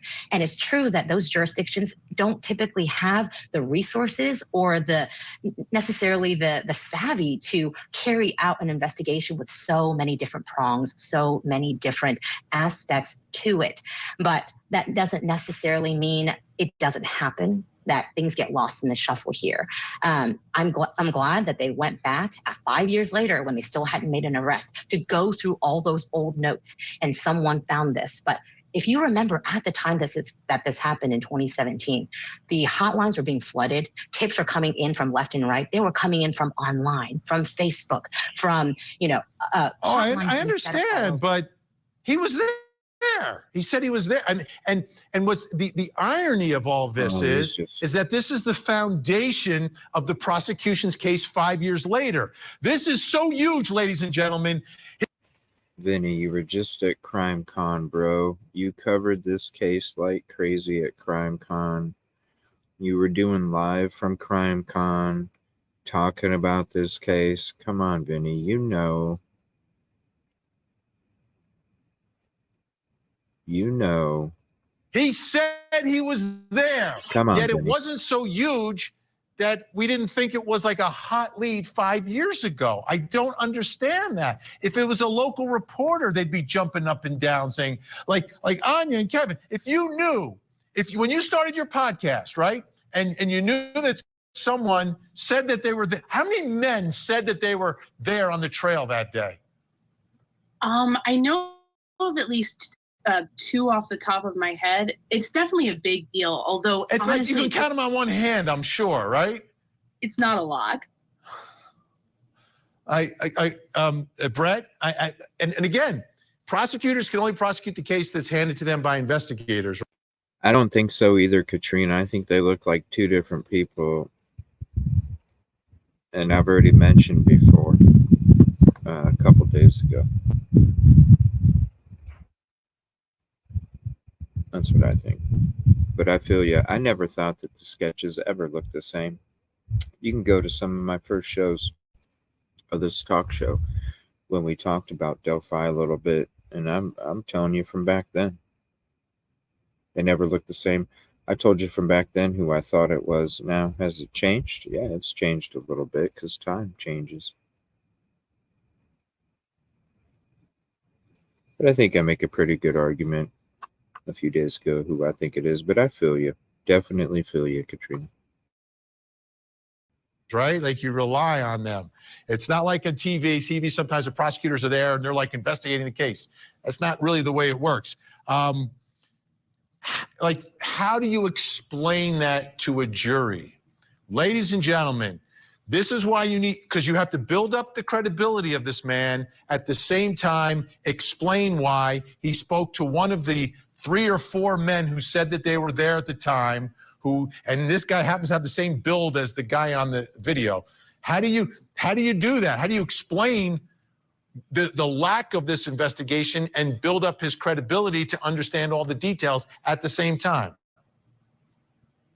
I think it's like anything else, and you've done this before, and I think every prosecutor's done it, every attorney. You have to tell a story, and I think that story is basically the one that Alice told. There were a whole lot of people working a whole lot of hours trying to make this happen. Was it a mistake? Absolutely. Was it pernicious? Obviously not. They were doing the best they could. They made a huge mistake. They wish they hadn't. They wish they could have solved this 5 years ago, but things happen. These were real human beings. And I think you lay out exactly how intense this investigation was, how hard everybody was working, and you help the jury understand how a slip up like this could happen. But I think it's going to be very hard for the defense to say that this is pernicious in some way, or this was intentional, or this is part of some complete police conspiracy. No, I think it's pretty just, clearly I just think they're going to attack this officer and say, can you really trust this officer in remembering 1:30 to 3:30 versus noon to 1:30? I think that's what it's going to come down to. But we'll see. Everyone stay where you are. Great panel tonight. Alice LaCour with us, Brett Talley, Anya Kane, Kevin Greeley. When we come back, we're going to talk about some of the evidence that was seized as a result of the search, plus coming up next hour. In Park City, Utah, Corey Richens is accused of lacing her husband's Moscow Mule with a fatal dose of fentanyl. Tonight, we look at how dangerous handling fentanyl is to see if Corey Richens could have even done it. Eric never wanted anyone to know he had an issue, especially get caught. He always wanted Corey to go down for him. Rebird this however he needs to make the point just to include it all. The connection has to be made with Mexico and the drugs. Tragedy in the Hollywood Hills. Prominent therapist Dr. Amy Hardwick found fatally injured under her balcony. Her ex-boyfriend on trial for her murder. She had a restraining order against him. He strangled her, lifted her up over the balcony, and dropped her. He never intended on killing her. Is this a case of a jilted lover turned obsessive stalker? The Hollywood Obsession Murder Trial. Trial coverage weekday mornings at 8/7 Central on Court TV.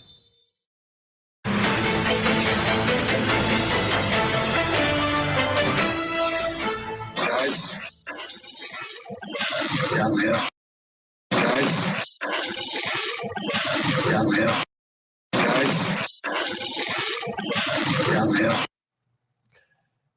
That video and the audio as well, crucial. There's more to the video. There's more to the audio. We'll see it at the trial. But that's what was released publicly. We knew very little. We had these.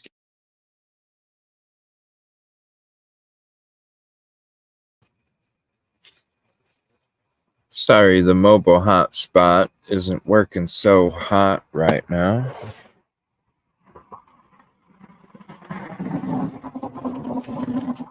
Second, what's up with it?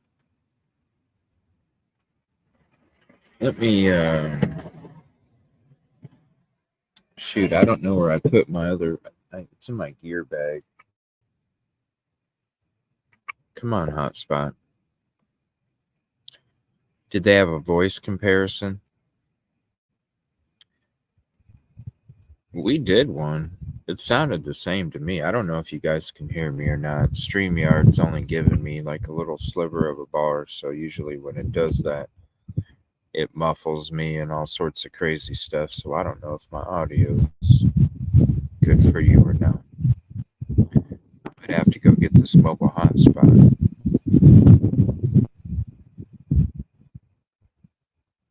It's still not getting better.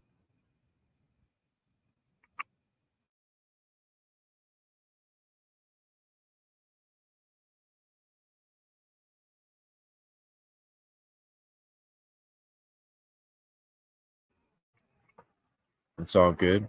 Okay. I just noticed the video was getting buggy. It's still not getting better, so I'm going to sit here for a minute and chit-chat with you guys and wait and see.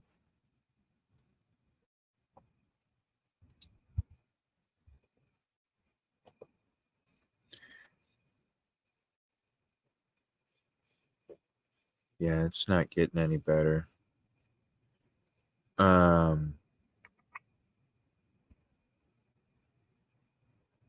Let me, I'm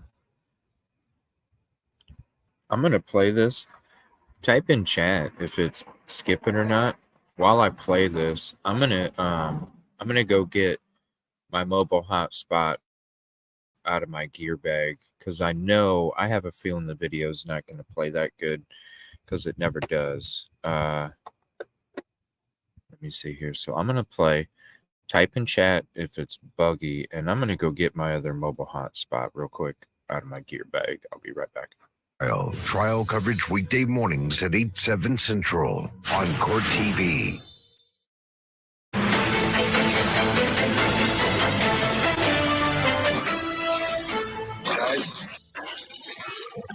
Downhill. Downhill. Downhill.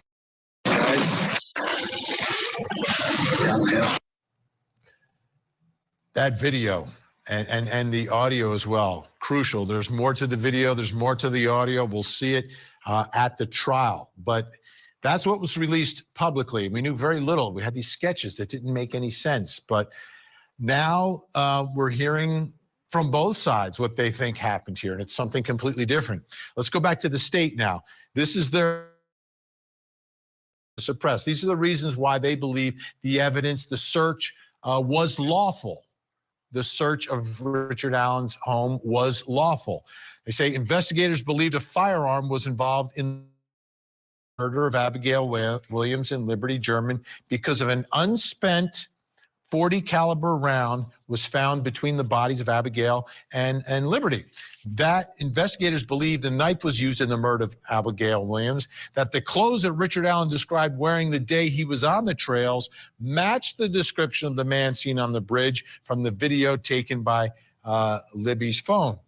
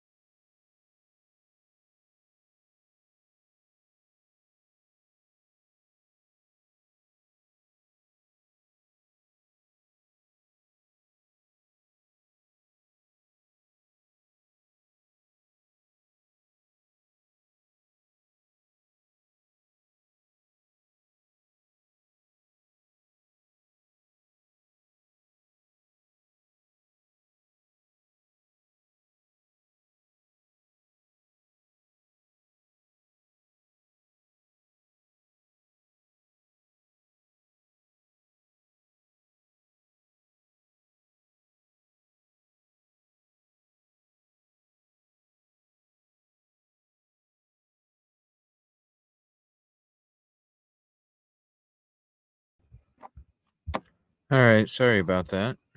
The mobile hotspot just went out.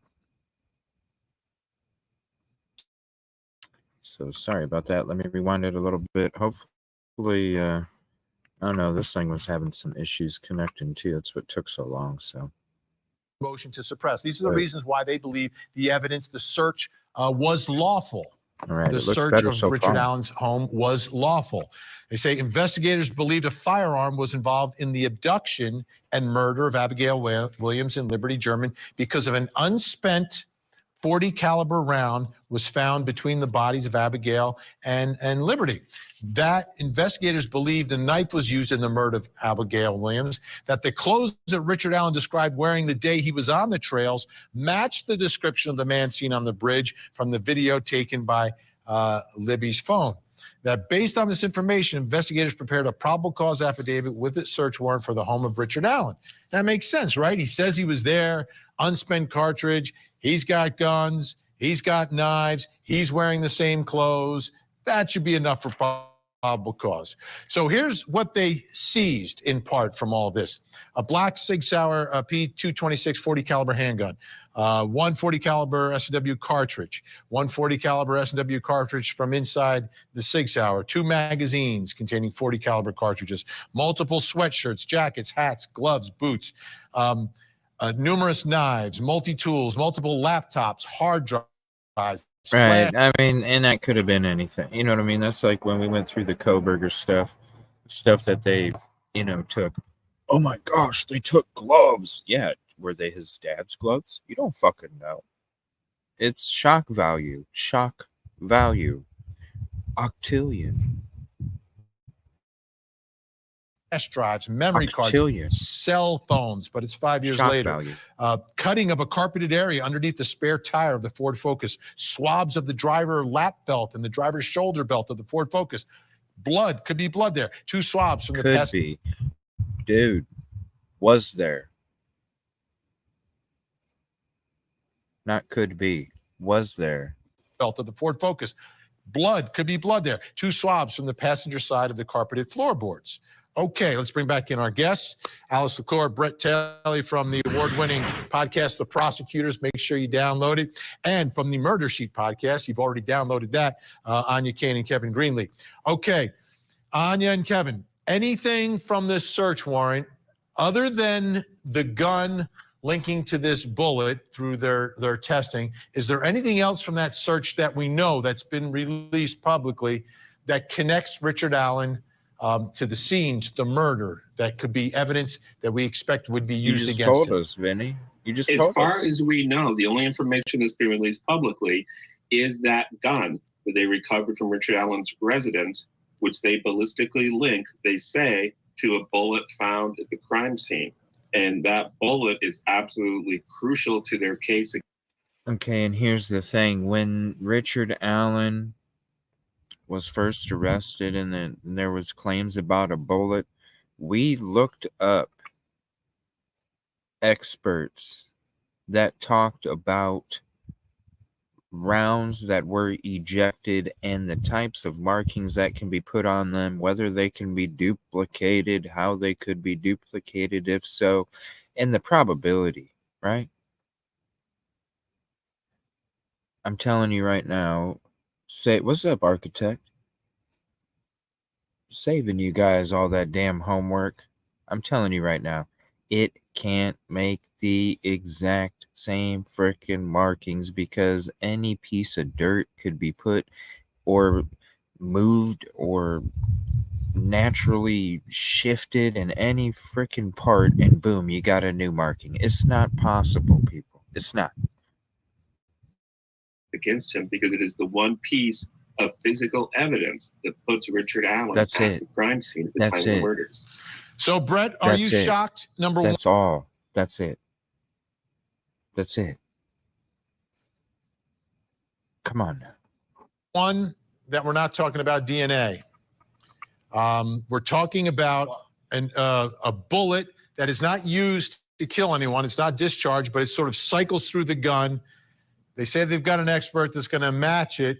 I've heard mixed reviews You can you could find an expert to tell you that the fucking sun is blue. You can find one. Come on. People I've spoken to about how compelling that evidence is. What are your thoughts about that Right. evidence versus? You know what I'm saying, bro? You know what I'm saying? When I found out that's what the evidence was tying him, I freaking looked it up. We sat back and watched on this show because I'm like, hey, listen, I don't know. I don't fucking know. Let's hear it. Let's hear it from some experts. And every single fucking one of them we watched or listened to said the same exact shit. It ain't happening. It ain't happening. It ain't happening. Expectations of a jury, which is a bloody scene, a horrible scene, yet we've got no DNA. That's right. I think one thing I would say is the prosecution's going to have an opportunity to put on a case. We don't know that we have DNA. The prosecution's also under a gag order. And unlike the defense, the prosecution hasn't laid out its entire case in a filing. The defense filing is 135 pages long. They're trying to suppress this gun, and they don't make the argument to suppress it till page 105. They don't cite a case until page 135. Prosecution responds with 8 pages. 8 pages of law and facts. They don't lay out anything. They just go directly at the legal question. So I don't think we can say that we don't have DNA. I don't think we can say what the prosecution has. The defense knows. They're starting to see that discovery. And I think it's interesting as they're seeing that discovery, you don't get a full-throated suppression motion. You get a press release that was designed and successfully did so to inflame the passions of the public and social media. Let me ask you, Alice, if they had DNA from the scene, would part of what they wanted in the search would have been a swab from Richard Allen as well? It's its own world, architect. We went there last week, man, and it's crazy.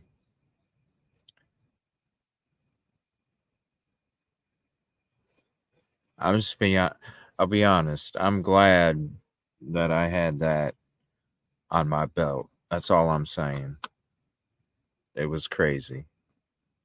Not necessarily, because when you're searching, they can get DNA from multiple places. It's possible they already have a swab from Richard Allen.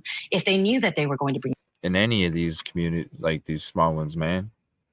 That's why we talk about these cases, because it's a different age. It's a different age. It's a different age. They weren't used to people like us on Twitter and YouTube and TikTok all doing our sleuthing and shit, They weren't used to it.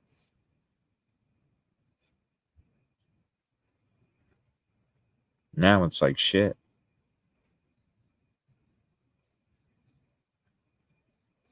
No, I'm not going to say that, architect, but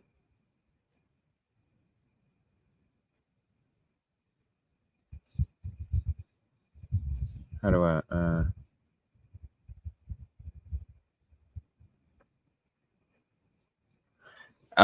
I never had the warnings that I had anywhere else that I did there. I'll just say that.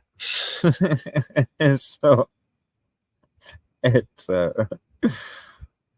not that everybody, you know what I mean? Because we went out in the community and lovely people, lovely people, beautiful, kind-hearted, down-to-earth, sweet, beautiful people. The yin and the yang, the yin and the yang. A charging document against Richard Allen when he was arrested. Part of the intake process for any defendant is to take a swab. So they may not have wanted to spend that sort of capital in the affidavit when they were looking for something else. So I think that's exactly right, that we don't know whether they already had Richard Allen's DNA. And second of all, if they knew where they were going to bring charges and to arrest him, they knew they were going to be able to get his DNA no matter what. So Anya and Kevin, any indication about anything? I mean, you've covered this case so in depth, looked at every single document that's been made public. And we know from the beginning, even from how much information was released in trying to catch a killer, that investigators and now prosecutors have released very little. Yeah, they're definitely playing things close to the vest. And we would just say that, we're just kind of eager to see the back and forth between both sides and sort of see how it plays out. A lot of people in this case have been so quick to say, oh my gosh, it's over, or, the defense is over, the prosecution's over. I mean, we will say we've found one case at least where you did have a unspent round become pretty significant ballistic evidence within the case itself. And so not unheard. Which case is that? Does anybody know? Does anybody know which case that is? I'd like to look that up.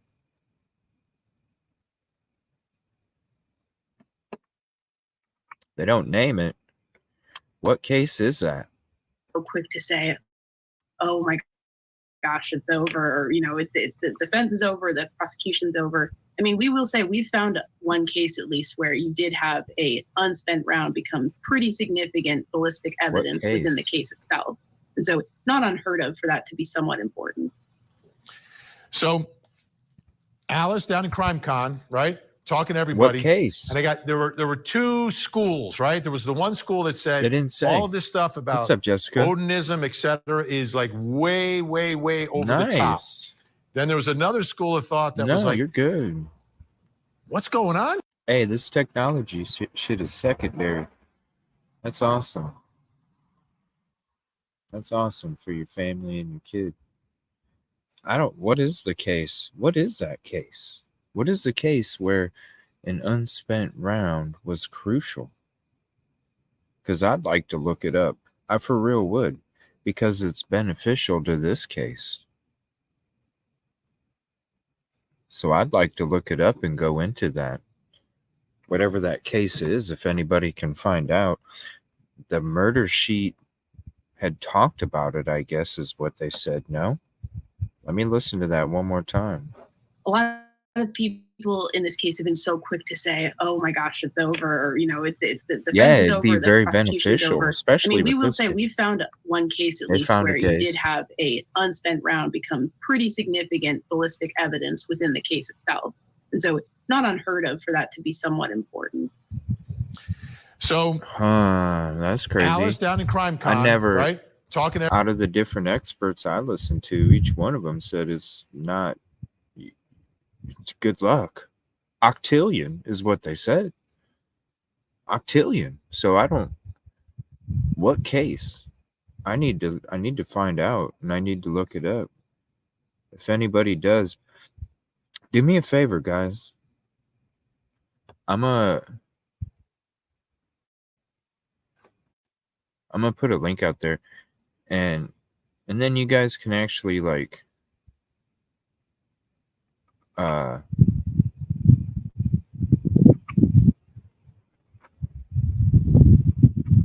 see here, copy. And then you guys can have updates and stuff. This is a link that you guys can all this will be for updates and stuff. So if outside of the show or whatever, if especially while I'm on the road and the schedule's kind of out of nowhere and things like that, and a lot of people aren't getting notifications because I'm not able to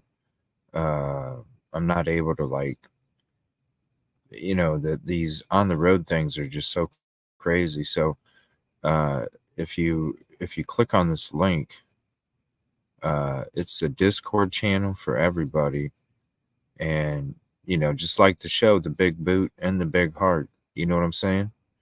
But this is mainly for you guys, so you can get updates from me, and hey, I'm going to be going live in 35 minutes. It'll be a good kind of notification thing for you guys. So give me 1 second. I'll put that link out towards the end of the show for everybody, and then that way you you guys will you get a notification on there with like what's going on and shit. If I'm gonna be late, traveling at a different time, things like that. That way you guys are kind of updated on shit, So I'll get that set up as this episode goes on, and I'll get that link for you guys here shortly, where it'll be just a thing where you guys will get updates and shit about what's going on. Everybody, and there were two schools, right? You sent me something, man. But I highly doubt it was a sole piece of forensic evidence.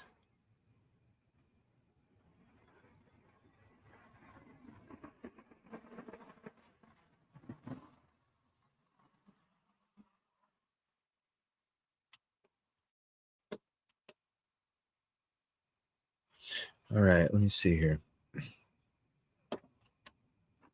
Was that Discord?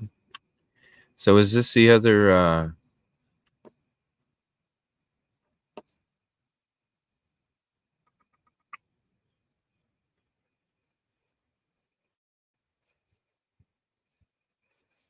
yeah, I don't think it'll hold up in court,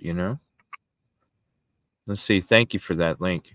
Here's the link if you guys would like to have it. I'm going to share this real quick, and then we'll get back to the episode. Here's that for you guys. Thank you.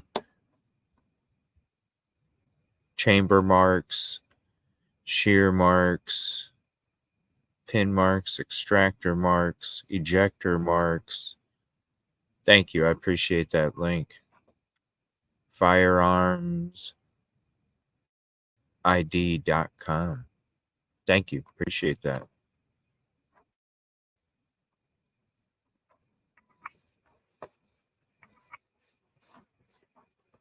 School that said all of this stuff about thank you. Odinism, etc., is like way, way, way over the top.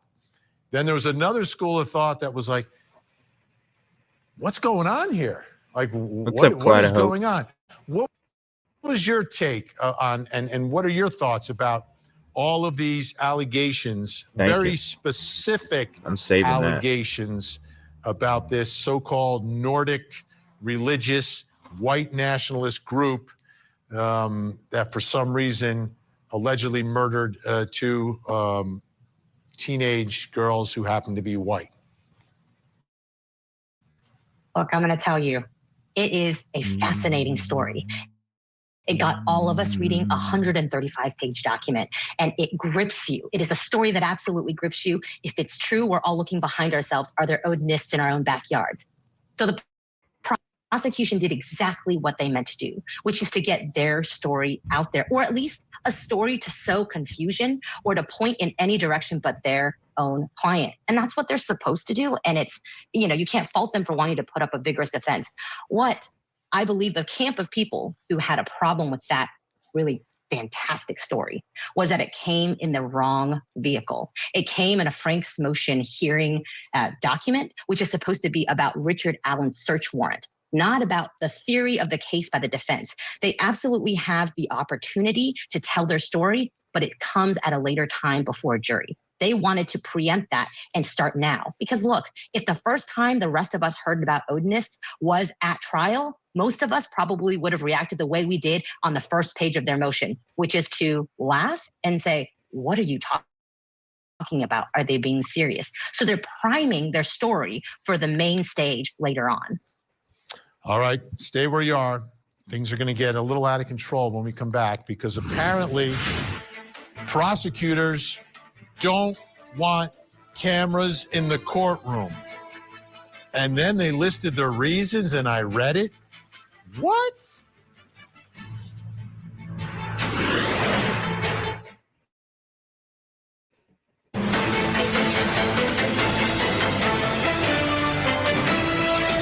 We had gathered evidence to formulate a PC that we submitted to the court, and the judge did find probable cause for an arrest of Richard Allen.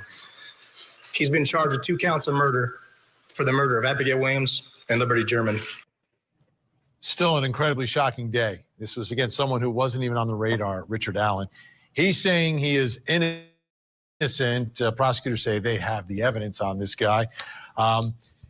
Big development, as we reported when it happened. The defense said, we want cameras in the courtroom. We want cameras in the court. We want the public to see this case. Very unusual for the defense to want cameras in the courtroom. And lo and behold, the state's response. I couldn't believe it. I was floored. I was shocked. Take a look. The state's response to the defense motion for broadcasting. Broadcasting of pretrial and trial proceedings create the same concerns, if not more, given that an attorney is immune from libel proceedings for statements made in open court. So why is that a reason to keep cameras out of the courtroom? I'm trying to figure that one out. Let's bring back in our guests, Alice LaCour, Brett Talley, Anya Kane, and Kevin Greenlee.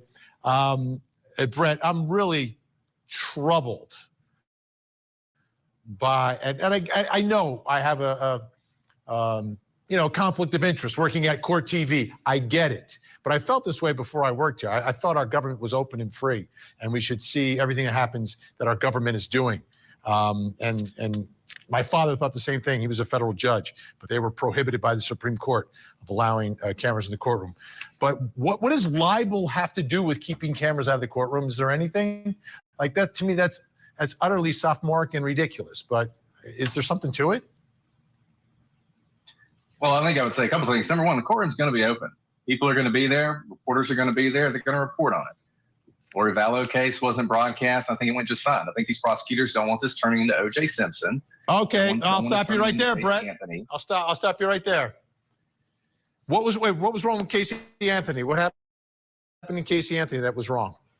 Damn, he's getting a little. Who didn't get a fair trial? Well, I mean, what happened in Casey Anthony? Who didn't get a fair trial? Well, the victim didn't get a fair trial in Casey Anthony, and I think that's the concern here. Their victims are going to be in that courtroom. They're 2 innocent. So is it the victim or the defendant? Good night, Arwith. Thank you for hanging out. Appreciate your hard work. The defendant will have an open courtroom with the press reporting every single thing that happens. But what won't happen?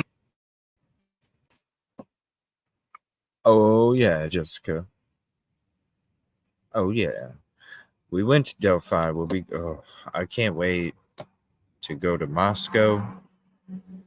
It's gonna be a freaking haul, that's for sure. It's gonna be a haul.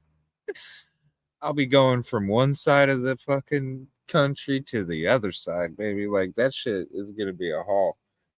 And I've been all up and around this East Coast the last couple weeks.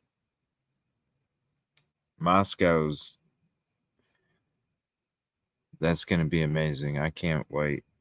It's gonna be a haul, that's for sure. It's going to be a haul. But, oh, gosh, I can't wait. I can't wait to. That's what I'm doing. I'm taking you to these places or these cases that I've covered before or whatever's going down, number one. And then after that, it's open season. Yeah, Architect. Yeah, I'll be going to Moscow mid to late October. Yeah. Yeah. There's a few more. I still got to hit East Palestine in the future too. We ended up going to Flight 93 Memorial instead. Then I came back, was back home for a few days, then went to Delphi, was back for like a day, and then that fire happened. Yeah, good night, Arwhip. Thank you for hanging out. And thank you for doing that. Let me know. Hit me up, and I'll definitely help you out. We'll get you hooked up, and I'd love to have you on whenever you're live sometime, out there doing some coverage. And again, please, I encourage anybody, click that link. It's a read only, but you'll be able to be updated, with what's going on without a live happening. So it'll be a good way for me to start updating you guys, if like a show's going to change, just being on the road. It's with YouTube, it's stupid. It doesn't throw out the notifications unless you have it out there for multiple hours for some reason. And on the road, it's just not that possible. So, unless I'm chilling at a hotel or some shit, but So yeah, definitely click that, and that'll give you an access to a read-only where I'm just saying, hey, everybody in the community, we'll be going live at this time, or whatever. Just that way you guys you have the ability to have access to more updates instead of me when I go live or whatever. So be a good way for you guys to keep up, and for myself. The defense has already filed one motion that described Richard Allen as being treated like a prisoner of war and used a photograph of him in a workout shirt, and another motion that seeks to reinstate the satanic panic in an attempt to drive the public crazy. There are legitimate reasons for the prosecution to be concerned about what these defense attorneys will do if they get to perform. They don't want the public to hear the defense speak. That's what it sounds like to me. Anya and Kevin, let me read the next one. Managing the broadcast media that is imposed in the court may become distracting, considering the number of media outlets that may request access to the broadcast. Does he know how it works? You put one outfit puts a camera in there, everyone else plugs into our feed. Like, I get it, Indiana, you never had cameras before, but we've been doing it since 1991. Not one case has been overturned based upon a camera in a courtroom. I can stack up the not guilties and the guilties. I've spoken to the jurors afterward. They don't even notice the cameras in the courtroom. They base it on the evidence, and they listen to the judge when the judge gives them instructions on what they're allowed to do, what they're not allowed to do. This next one has me. I told you it was going to get a little hot in here. Allowing cameras. Oh, here we go. It's the circus. Allowing cameras can create a circus atmosphere, both in person and online. Okay, so now the prosecutor wants to control what people can say online. I think we have an amendment about that. I think it's the first. Then he says 15-second clips can be taken out of context. What is the context? The context is the trial. Damn, you put a camera in there, the public sees the whole trial. Court TV's been doing it since 1991. I know I'm preaching to myself here, and I'm not mad at Brett. I'm not mad at Alice. I'm not mad at anyone. I'm just upset when people work for the people, don't want the people to see the work that they're doing. Because that's what it is. Anya, you look like you want to say something. I do. I'm pro camera, but I will say this fits into the context of this case in that in the previous instance of this sort of news cycle happening, we had the defense release a very, very dramatic and, colorfully written transport demand for Richard Allen to be moved from prison. And then Nick McClellan put out a kind of a shorter response in a filing. And then he debunked a lot of it in a hearing where he was basically like, I don't really disagree with the defense, what they're asking for, but I'm going to smack them down based on what they're claiming about the case. So we see this as him essentially doing the same thing where he's saying, I don't really care that much, because he says so in the filing. He's raising issues. He's not necessarily asking that Judge Gull ban cameras. He's just saying here would be the issues with it. So this seems very tailored to Judge Gull, who, of course, is a pioneering judge in the state. She was part of the pilot program to allow cameras in, so she might be inclined to do it based on that. But he's basically saying, I think it's him using this as an opportunity to like poke the eyes of the defense and say, you guys are grandstanders and you're being ridiculous. So I kind of see it more in that context, I suppose. I get it. Alice, do you think they're going to want to control what the defense says at the trial? Like, I don't understand. I've never seen a prosecutor, and I'm a former prosecutor. And, on this show, people say, why do you always take the prosecution's side? Because most people are guilty. They get indicted. I mean, the overwhelming majority of them are. That's just the facts. He's right? angry. People don't like to hear that fact, but that is the fact. Why? What are we afraid of here? Like, the defense can make all these arguments, right? They're going to make arguments in front of the jury. I mean, that's all that matters is what happens in the courtroom. So I don't understand how a camera affects what arguments are made and aren't made in front of the 12 people who will decide what happened here. I think those are all great points. And I actually, personally, because I don't live in Indiana, want a camera because I want to see it. But I actually think Anya is onto something. I think this is actually a more tailored filing. I think here the prosecution is actually throwing a bunch of reasons at the judge to consider should the judge, and the judge may actually allow cameras in, this is kind of the prosecution's opportunity to say, don't forget all these things. And one thing I'd really like to note, and it comes on the second to last page of, I agree, a long litany of reasons that sometimes made me feel like I had whiplash. What I found really compelling was the fact that there's never been cameras in this courtroom, and they may not know how to control all the aspects of having cameras in the courtroom. Things to consider. This is a very gruesome, tragic murder of young girls. There will be witnesses who may be minors or witnesses who are vulnerable. There's going to be lots of sidebars. This is going to be a very sensitive trial with the type of information that's going to come out. And it takes a lot of, as you know from working on TV, a lot of choreographing to make sure that the cameras are aimed away from certain people at certain times, such as jurors. Alice, we're out of time. I don't mean to be rude. I'm sorry, but we're out of time for this segment. But I will say this. We've done trials just like this hundreds and hundreds and hundreds of times. We've got the library since 1991. It's nothing new. It might be new to Indiana, but it's relatively straightforward and simple. We don't show the jurors. If there's a minor, the judge says, all right, turn all the cameras away, period. It's easy. What the fuck, dude? It's your own fucking court TV people that were zooming in on the motherfucker, man. What are you talking about? Dude. Okay, that's like 4 times this episode where I'm like, what the hell, bro? That's 4 times this episode. I'm like, what the hell? Dude, your own fucking people kept zooming. Vinny, have you ever had to watch one of my episodes where I had to do this? Give me a break. And guess what logo was on the bottom right of the screen when I had to put that coffee cup up there? That same logo that is down there that says Court TV.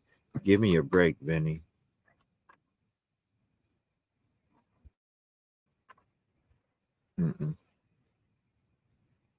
Whatever, dude.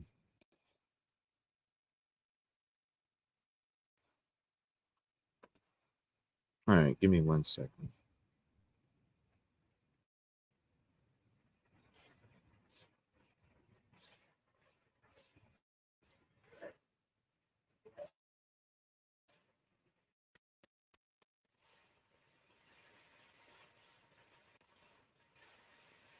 Can you guys hear the crickets?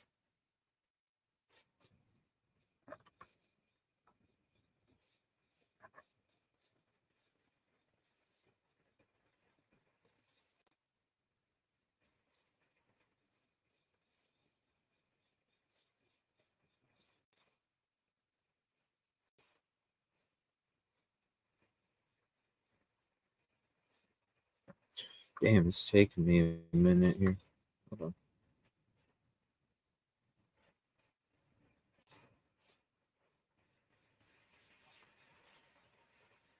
I forgot. What was I going to play after this? This one went longer than I expected. What was it? There was something else after this.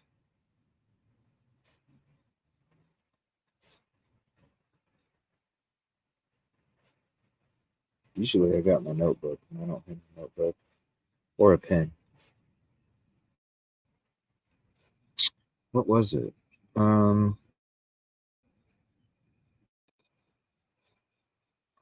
This is somebody I want to highlight real quick because I'm going to have him back on the show here soon once everything settles down. Definitely, if you're not subbed to him, give him a sub. Since we're on this topic, I do want to share this. This is Coach Kev. Had him on the show before. Tremendous human being, is a current firefighter. So shout out to him. And he had great conversation. So cold rainy day here. This is his opinion. A couple quick thoughts that I had to kind of follow up on me and Ruck's live the other day. And, documents that came a bunch of videos I've been watching from people from every side of this. People that believe in the Odinist, people that don't, all of it, because I want to get all the information. And even if I disagree with people's theories, I could still enjoy their podcast, and I do. But One thought that I had, the fact that the defense was naming names here in the Frank's motion, which is highly unusual based on what other attorneys are saying. I'm no law dog. Is there a chance that they want to get Brad Holder to sue them so they can depose him? What? Right?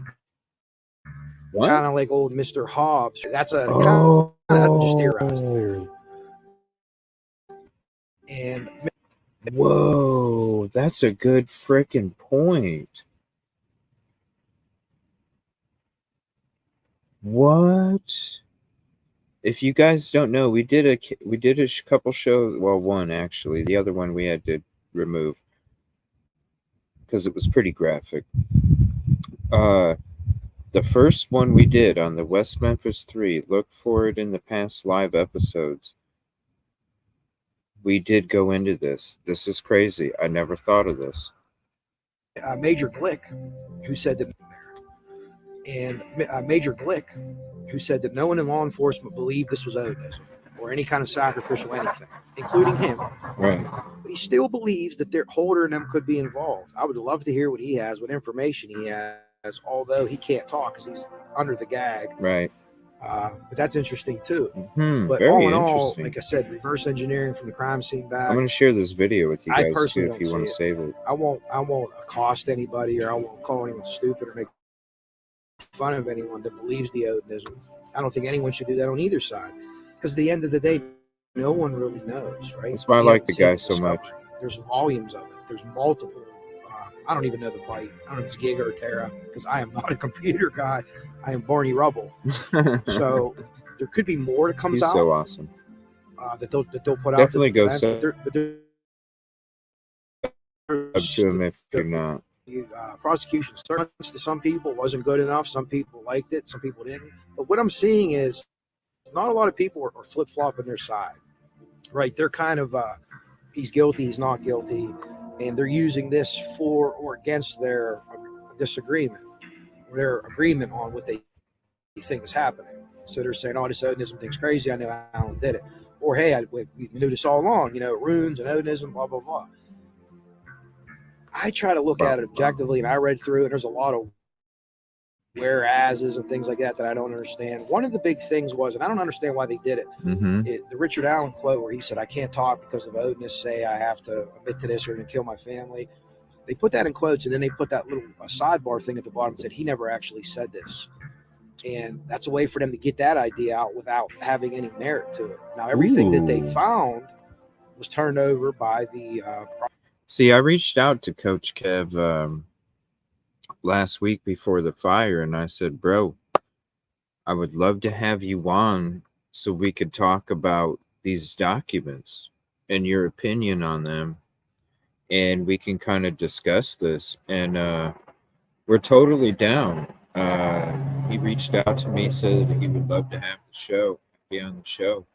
It was a great time. We had a blast on the last show. So shout out Coach Kev. If you're not following him or subbing him, definitely hit the sub. Here's a link to this video if you want to save it to your playlist. And I'll be having him on the show here coming up. Probably, I'm going to try and shoot for Sunday night, maybe. See if we can get together Sunday night and discuss these documents. Because I'd love to sit down with him and talk about these documents and stuff. I think it'd be a great show. Shout out Coach Kev. You're a great guy, man.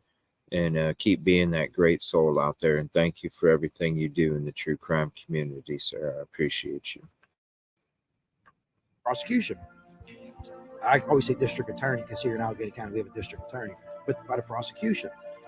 So all their evidence that they have is based on evidence. All their claims are based on evidence. Let me say that.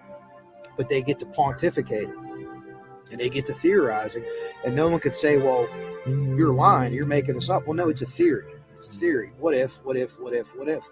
There's a lot of questions in that. I learned that when Tom O'Neill wrote his book on the Manson file, or on CIA Operation Chaos, the secrets of the 60s, the Manson murders, where he put several hundred or maybe even 1,000 question marks in there. So you're not making a statement, you're asking a question.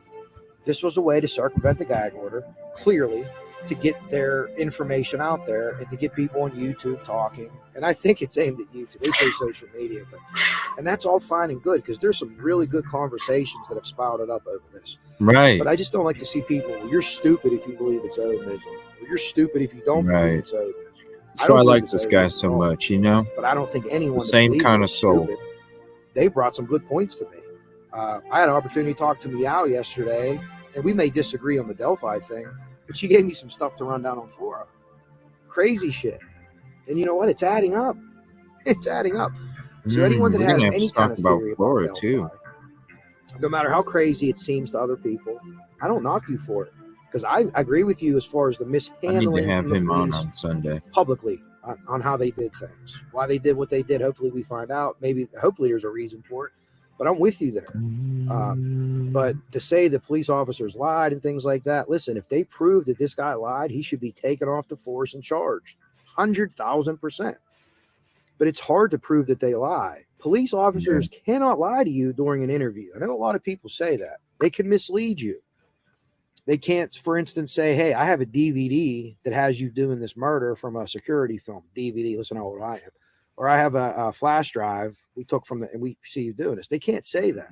They could say, we have a flash drive from this scene. So we know what happened. And if that guy's guilty, he might be like, oh shit, they got me. The defense can't outright lie in this motion either. I found that out. They can pontificate and they can theorize. So really both ends are doing the same thing. Police interview and Frank's motions type thing. He's a great dude. And if you look at the Frank's motion, out of 136 pages, I think 12 pages current firefighter. The judge won't even consider the other shit because it doesn't matter. It's just a search warrant. Can we get it thrown out? Will they throw it out? I don't know. The experts say no, but I don't know. We'll see. This is Delphi. If there's something that they find is bullshit, if Liggett lied or any of those guys lied, they need to be taken off the force and charged. Sir. Period. End of story. Yes, sir. No questions asked. But you're going to have to prove that. And the way the police know and the way that they talk, it's never like life and death. You know, it's never black and white. There's always some gray areas. Same as attorneys. This is the legal system. So at the very least, this case is teaching a lot of us, including me, about how trials work, how motions work. I've watched trials on court TV, but I didn't know any of this shit. So I'm thankful for that. I'm thankful for the people that disagree with me because I'm learning things. See what I'm saying? It's the same soul. Even if it doesn't add up and it doesn't change my mind, I learned an awful lot about Odinism. That's right. Which maybe I'll use in my life, maybe I won't. Right. I'll tell you what, I'll use Odinism more than I've ever used goddamn geometry. Thanks, Miss Kernsbeck.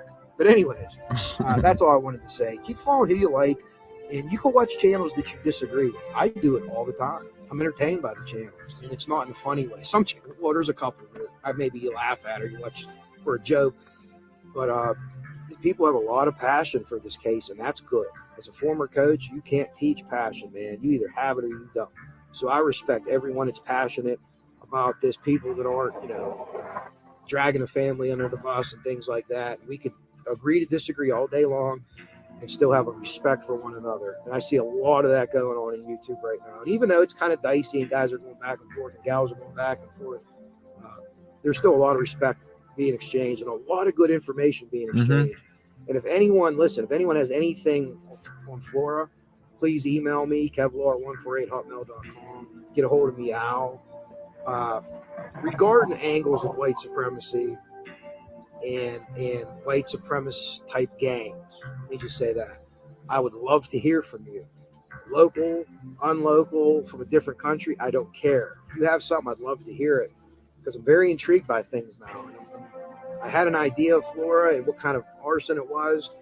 And if we continue down this path and there's more merit to this, it will fall in line with that. Now, I am not a criminal profiler. I am very, very novice at it. I've only been kind of studying it and doing it for 2 years. But there's certain telltale things of certain events that you can almost say, okay, we can categorize it as this. Now, when we get into the little subcategories, we really need the brains. We need the Dr. Mercados, the Dr. Burgesses, your Pat Browns, your Dr. John Kellys, people like that. And that's who I bring back to you guys, all their information and what they say. I look at it and I study it, I don't just take what they have for granted, even though they're tremendous people. And then I kind of try to line my thinking up with my research and with their psychological end of it. The psychological end is so big, guys. It's so big. So we'll see. But hey, keep following who you like their videos, share them. It's good for the creators. It's good for the algorithm. If you like my stuff, like it, share it. If you don't, don't. That's okay. I won't fault anyone for ever disagreeing with me. Ever, ever, ever. As long as you're not attacking someone, I'm fine with it. We can talk. It's what adults do. And I see a lot of that going on. It's a lot of really good conversations. I just wanted to give a heads up or like I shouldn't say a heads up. One of these to creators. Good job. Even guys and gals that disagree are having really good debates and really good information exchanges. And I think when that happens, both sides leave better for it. What's up, Randy? How you doing, both man? Sides leave. Even if you disagree, hey, we're not going to agree on this, but both sides leave better. Thank you for your help the other day. And anytime you have a suspect, you should try to rule them out, right? How can we rule this person out? If you want to rule Richard Allen out, if you don't think he's your guy, how do you rule him out? If you think that this Onism thing is what happened, how do you rule them out? And then if you can't rule that person out anymore, then they could be your person. They could be the person you need to go after. And that's what these guys and gals and profiling and FBI, and that's what they do. I'll be coming back Good soon. Detectives, that's what they do. So anyways, I'm going to leave you to it and start looking at this week's football games. Hopefully I could do better than picking Denver. Yeah, and I even reached out to him too. I was like, hey man, when I'm doing my sports show, I'd love to have a segment where you have your Coach Kev picks. I'd like to highlight his show that he does his football picks on. And since we're talking about sports, I'd love to have him on, own little segment of my sports show where he does his picks. So I think that'd be neat. I think it'd be really cool. Little weekly segment for that too. Yeah, thank you again for your help, Randy. I appreciate that. And thank you for passing this along, this wristband. I haven't taken it off since Jinx gave it to me for Abby and Libby. So it's never even came off my arm this whole time ever since I put it on. So I want to say thank you. To appreciate it. I'm going to share the episode that we had Coach Kev on. So give me 1 second. And it was Silky and Coach Kev. It was the first time we had Coach Kev on the show. Amazing dude.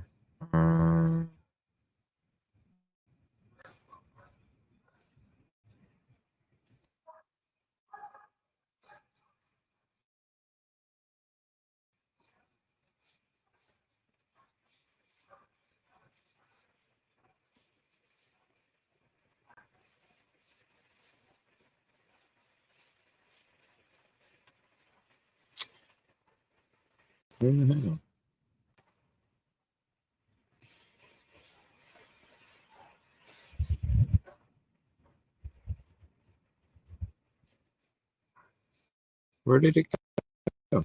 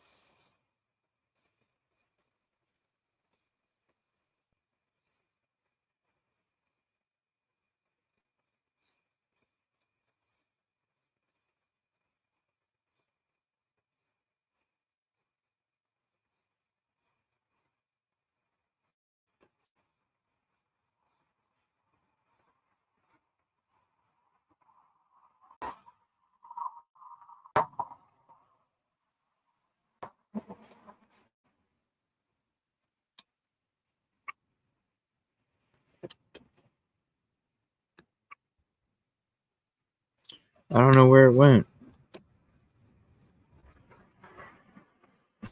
I don't know.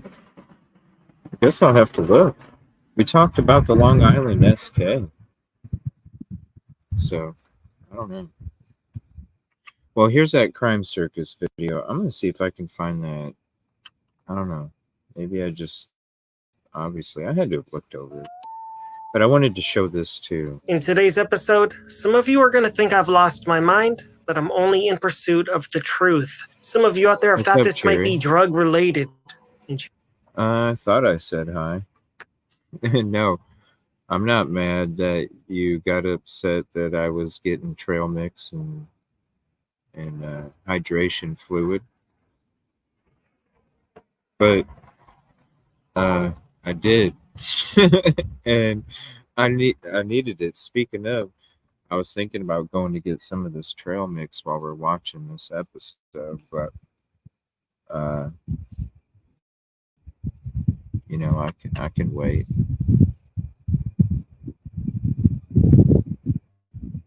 Aw.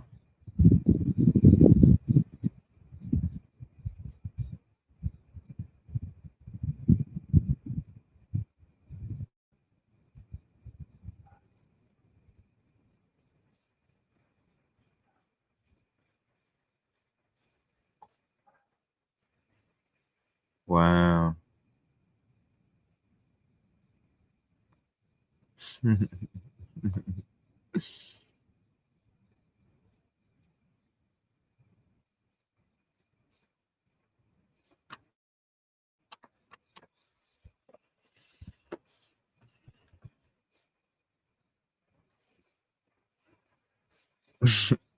I'm serious. I'm gonna wait though. I'll wait. Oh, you were against oh, you were against the Ninja Turtles t-shirt and the card desk. Yes, that's okay. So I got confused because I thought you were against the trail mix. I'm like, you might not be wrong. I've also discovered potential connections to the cult of Odin, and this was allegedly a retaliation sacrifice. Yeah. Seriously, I've uncovered some bones and a family tree. Now let's see what I have to say for myself this time.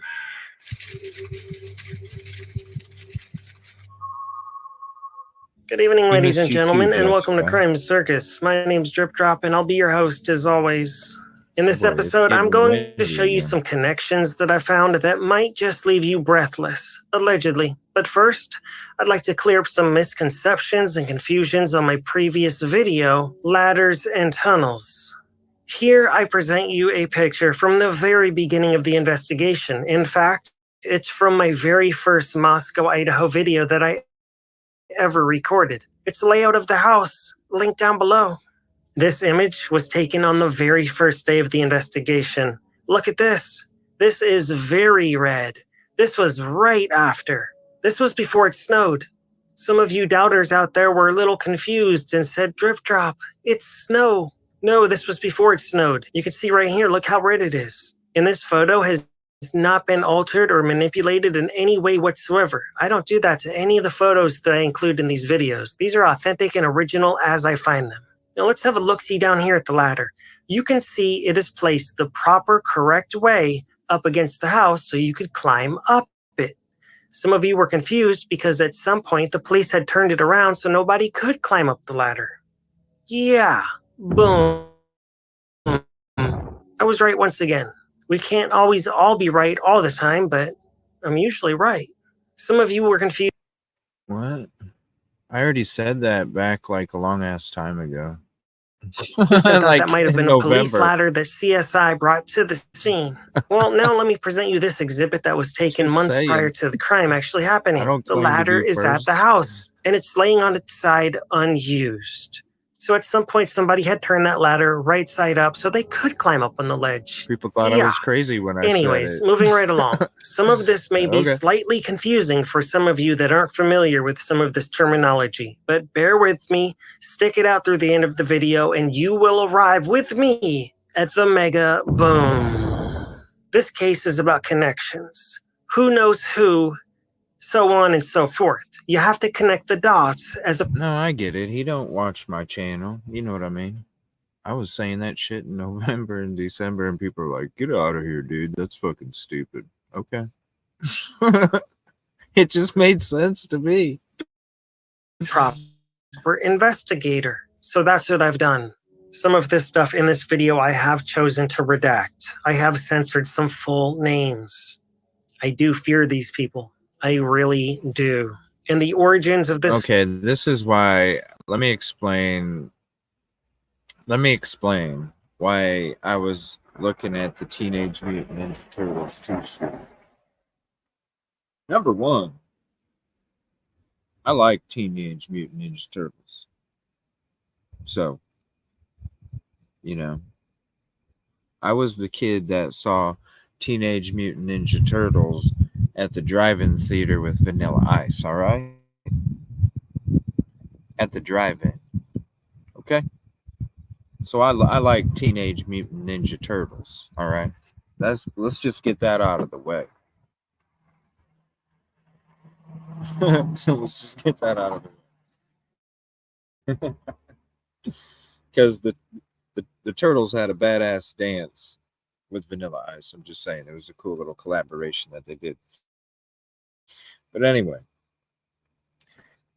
all of my t-shirts, if you were in the show, Cherry, when I had to pick out my clothes this morning and I had to pick the third least smelliest smoke-smelled t-shirt out of my trunk, I went to Walmart just to get a couple shirts because I need a couple shirts that don't smell like smoke. You know what I mean? That don't smell like a fire. So when I went to Walmart, they literally didn't have any t-shirts, just plain old freaking t-shirts. They didn't have any plain old freaking t-shirts. So I had to resort to looking at different printed t-shirts because it's like, well, if I'm going to spend, you know, $10 freaking dollars on a shirt, I might as well get a shirt with some damn print. Now, what I should have done is just got some damn t-shirts at Five Below because they have really cool t-shirts. If I was thinking clearly, but I wasn't. By the way, you missed a really cool Mustang neon light that I purchased for a birthday gift today. You missed, it was a really nice looking light. So, just saying. But that's why I was thinking about getting a Ninja Turtle shirt. It wasn't about going crazy, because I don't go crazy. If anything, I pinch. But when it comes to having a t-shirt that don't smell like smoke, guess what? I didn't get any t-shirts that didn't smell like smoke today. So tomorrow, I unfortunately will be wearing another t-shirt that smells like a house fire. I probably should have got the Teenage Mutant Ninja Turtles t-shirt, honestly, because then I could have wore it tomorrow underneath a hoodie that doesn't smell like a house fire, and not smelled like a house fire tomorrow, but I might end up smelling like a house fire anyway. So that's why. Family tree is personal and private, and it's not to be released. I'm just going to show you part of this tree, but I won't explain exactly how I got to the formulation of this tree. You'll just have to trust the process and witness this presentation. You're going to have to trust us on that at this point. Check this out. Kaylee's father is named Steve, and Steve has a brother named Nathan. Listen, if I was going to get a TV show t-shirt, it'd probably be like The Simpsons or something. Nathan would be Kaylee's uncle. About a year ago, Nathan was sentenced to 20 years in the state penitentiary for passing away a man. Yeah, and the circumstances around his passing are very suspicious and are most likely drug-related, allegedly. Also, Steve's brother has a previous prison sentence for drugs. Yeah.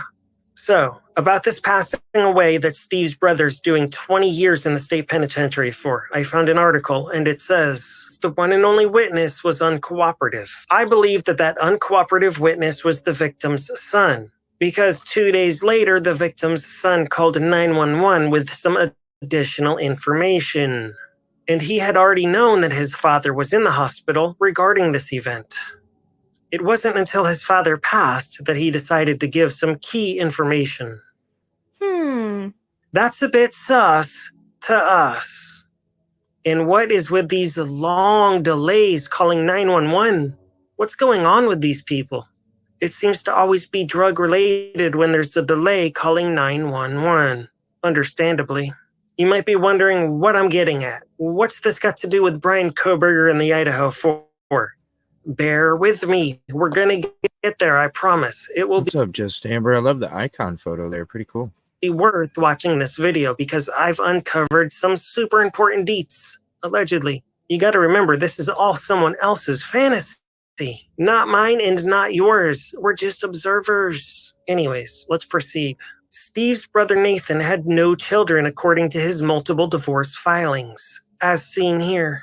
The man that Nathan is in prison for passing away, his name was Damon. So hypothetically, if Damon's family, or any memberships that he were a part of, wanted to seek revenge, they couldn't do it against Nathan's children because he had none. So his closest relative would have been Kaylee. Yeah, let me explain. This really isn't that uncommon for family members of victims to seek vigilante justice outside of the courtroom. I've seen it in many cases. Look at these various articles that I'm putting on the screen right here. This is on the news. This happens all the time. And look at the former UFC fighter Cain Velasquez. He did something very similar. He sought street vigilante justice outside of the courtroom for his victim family member. Yeah.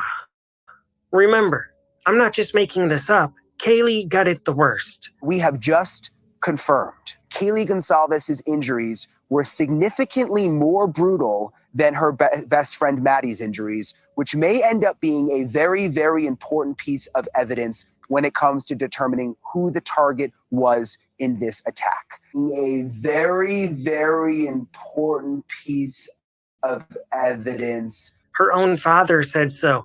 That's why he's been the one that's been the most emotional regarding this whole thing. You don't see the other parents acting the way he's been acting. Plus, the police said it was targeted. And that's typically what they say for drug or cult hits. What can you tell us about the targeted attack? They have told us that it was targeted, but they told us they can't tell who. I'll cut to the chase. Yeah. Their means of death don't match. Maddie's They don't. and Kaylee's cause of death, it does not match based on the autopsy report. They don't match. Would indicate that one of them. He doesn't have to may go have up been the target. steps. Let's stop playing games, guys. I need somebody to step up and be an outfit. Be somebody to be a leader. Don't make me do it. I don't want to do it. He doesn't have to go up the steps. Their points of damage don't match. I'm just going to say it. It wasn't leaked to me. I earned that. I paid for that funeral. I paid for that. It's my right. You ain't taking that from me. Calm down. If you don't want to say nothing, that's your bet. But don't say I'm leaking anything. I paid that bill. Sent my daughter to college to get an education. She came back in the box, and I can speak on that. The police were very confident in the beginning that there was no danger to the rest of the public.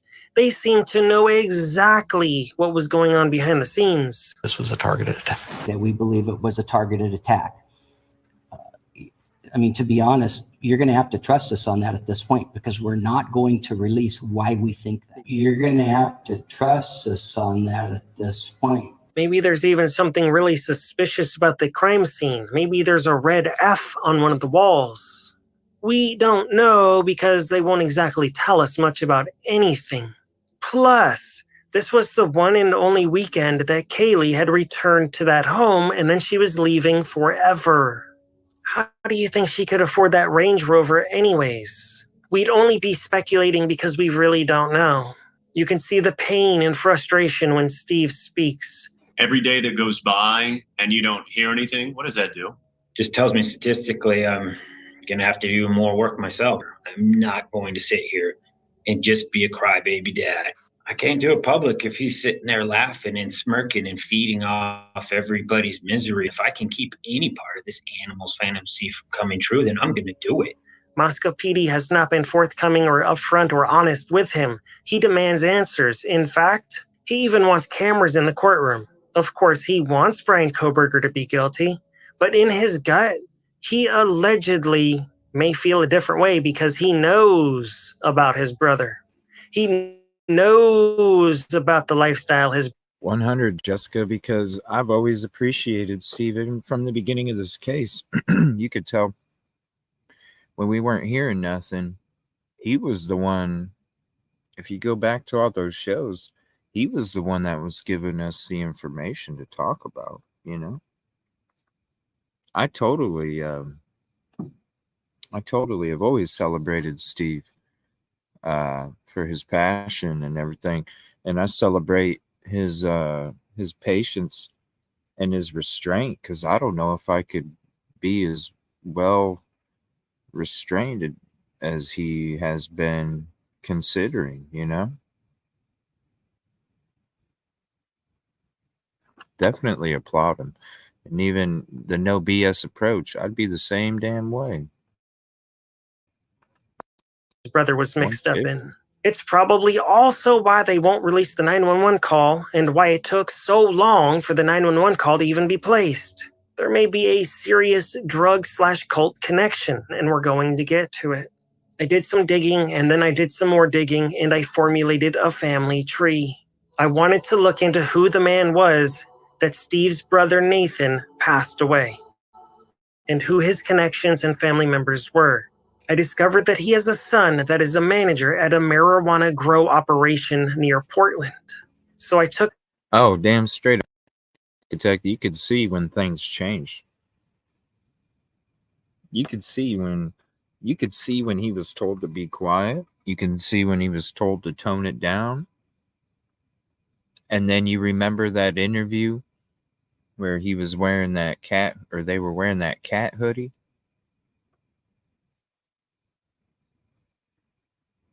That's when they quit talking.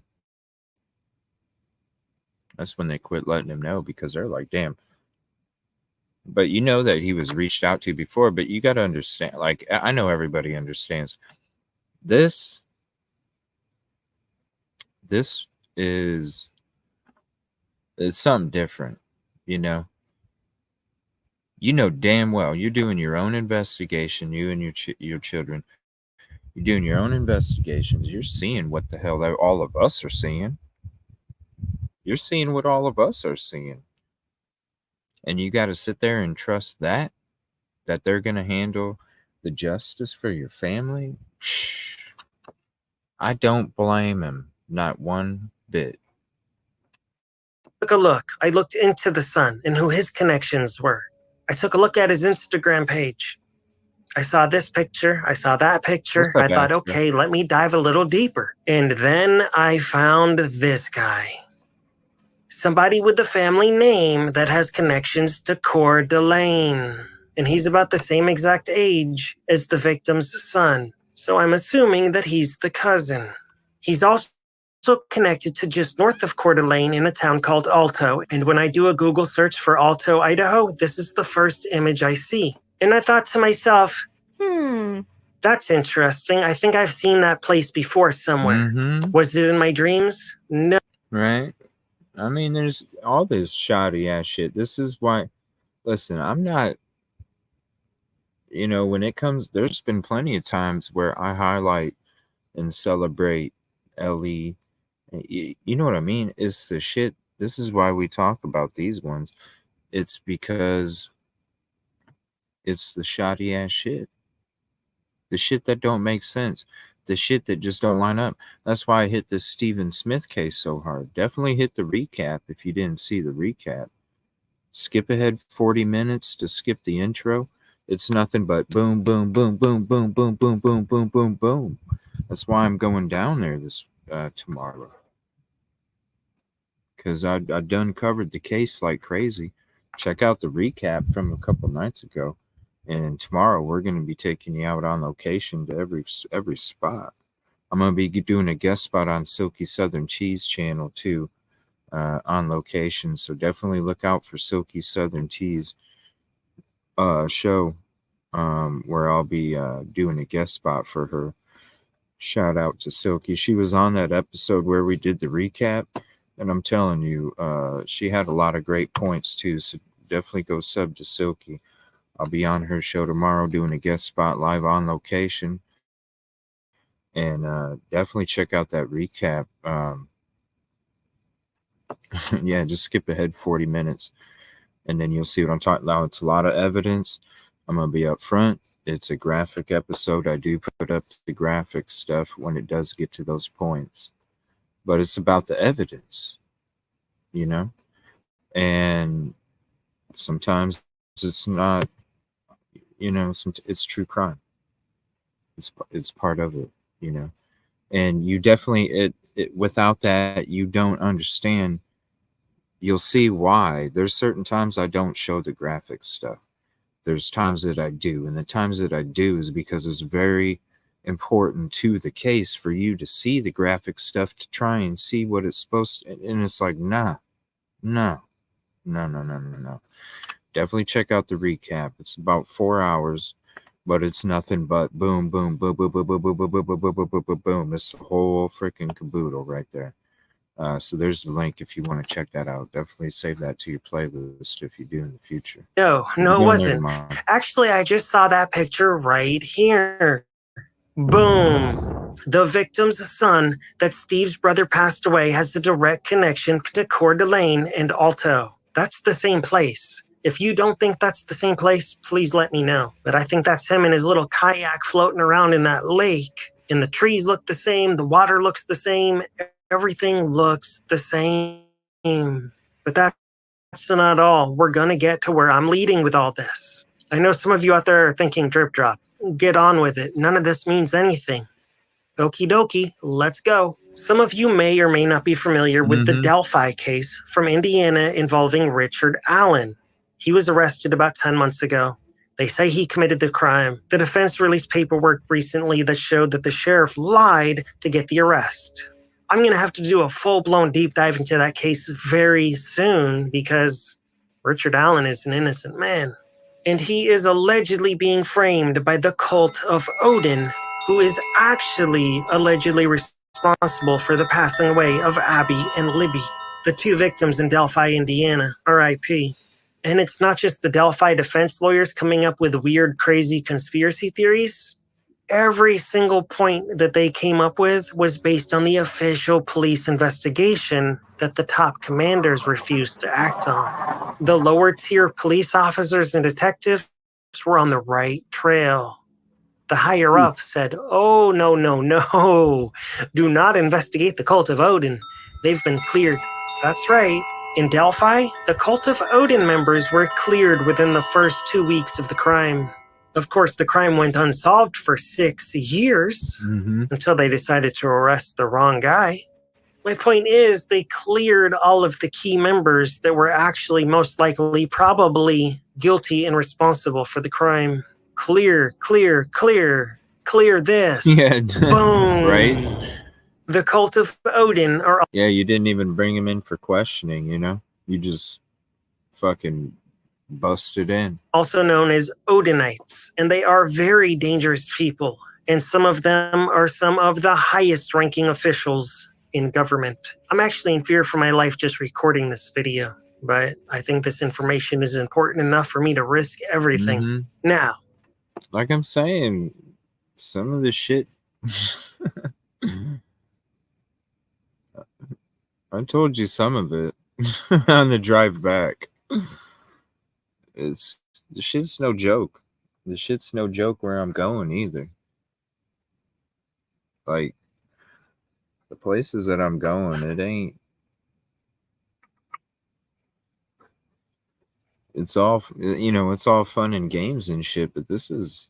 When I'm out there, this shit's real life, you know?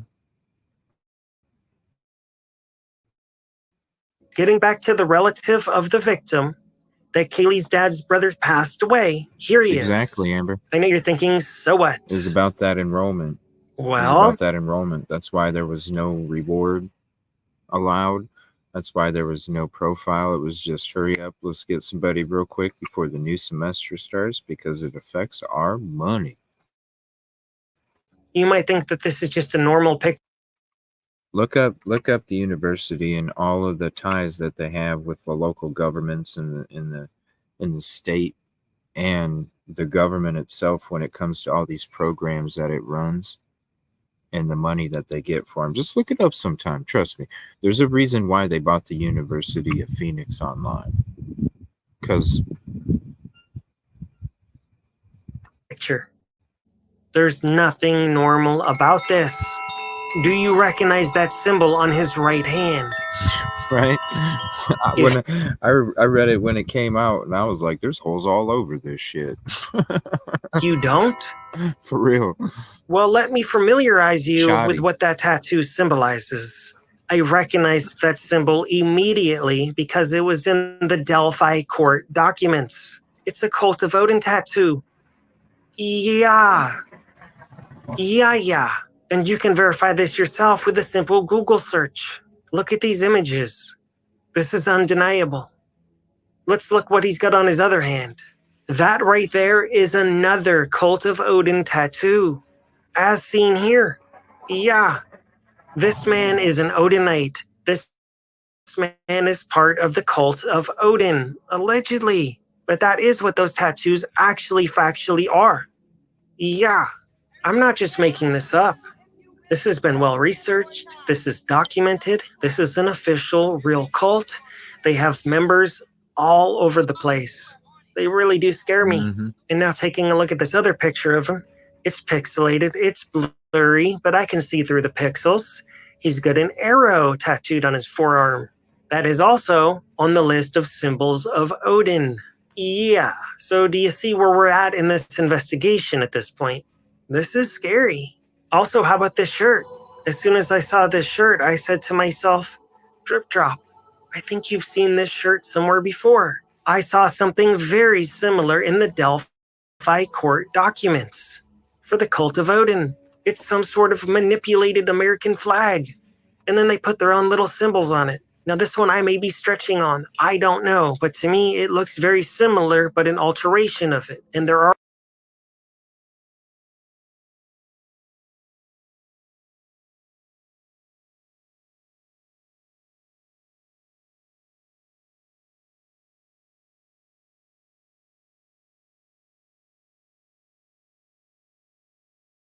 alterations of these logos. The Odinites are in the Cult of Odin, and they allegedly passed away the two girls in Delphi, Indiana. So really, it would be nothing for them to do a sacrifice/retaliation passing away. I mean, seriously, what are the odds that Kaylee's father's brother passes away a man, and I find a direct connection from one of his relatives to the Cult of Odin into Coeur d'Alene? Yeah, it's no joke. Yeah. This type of stuff makes me nervous for myself and my family because I'm uncovering some really deep things here, ladies and gentlemen. This is someone else. Yeah, and the warnings that I got were no fucking joke either. This is fantasy, but it feels very real to me. But that's not all. This family member of the victim, his hometown is listed as just 2 hours away from Delphi, Indiana. And within the Delphi, Indiana court documents, Odinites are listed up to 2 hours away and more from the crime scene. An Odinite 2 hours. Yeah, they're all from around that area. That's what I'm saying. When I go out there live on location, you guys, I'm live on fucking location, you know? And when you get warnings and shit,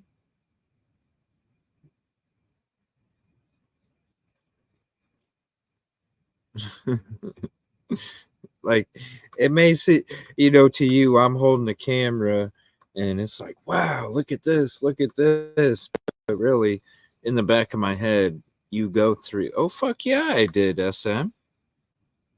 For a few of them. I got shit. The The first warning I got was when I set the notification and I had the title worded a certain way. And within 15 minutes, I got a heads up like, yo,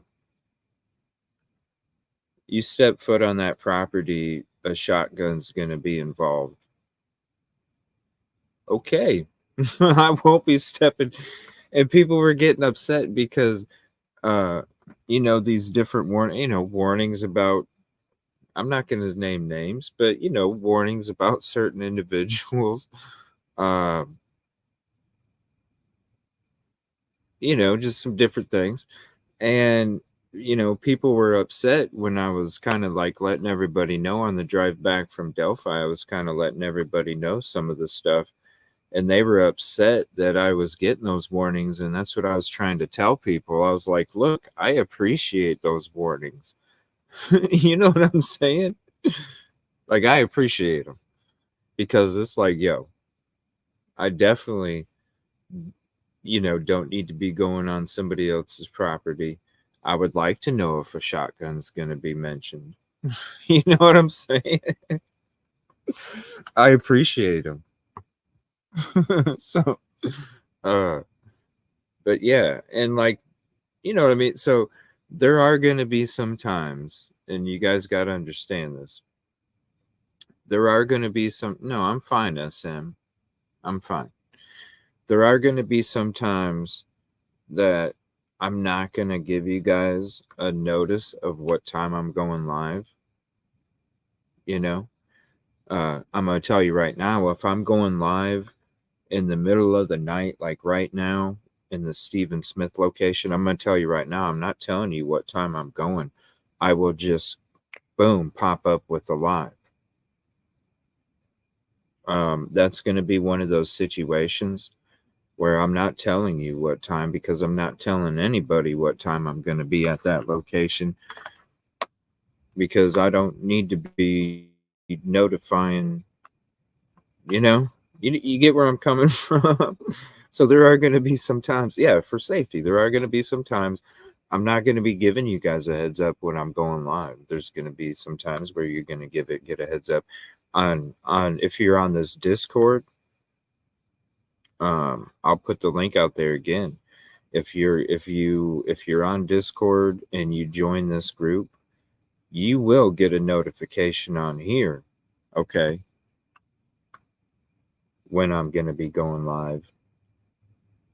Before I go live, I'm not going to be giving you a heads up, hey, I'm going live at no, because just as easy as you can join it, they can join it too, and I'm not doing that.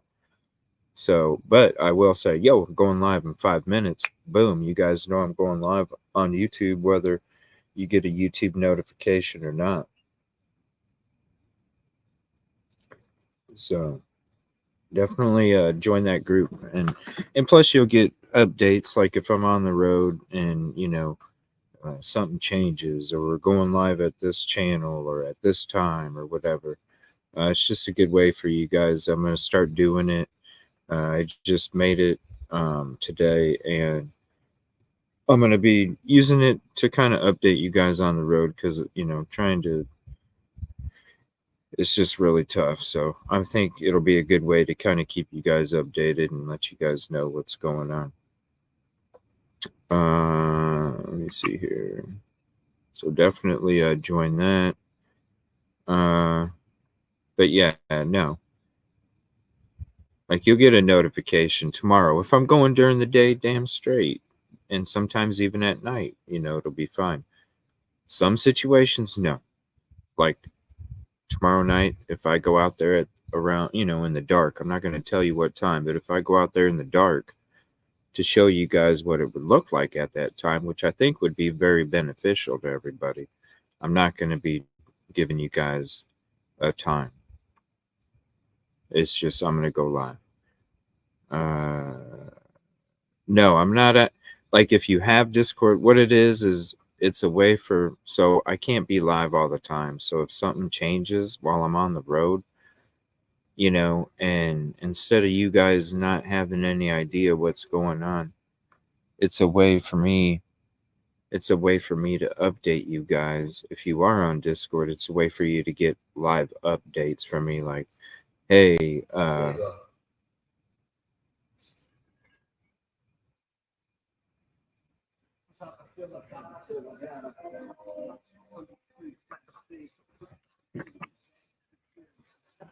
okay.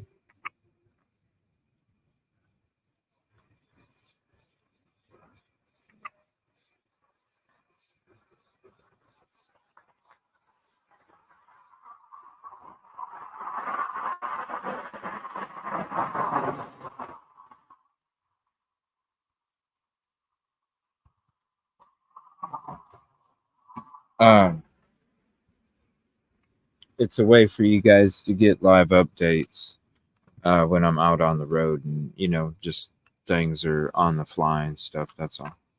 I'm careful. I got my protection. But no, it's just I just want you guys to understand there's going to be some times where I'm not going to be able to give you a time limit.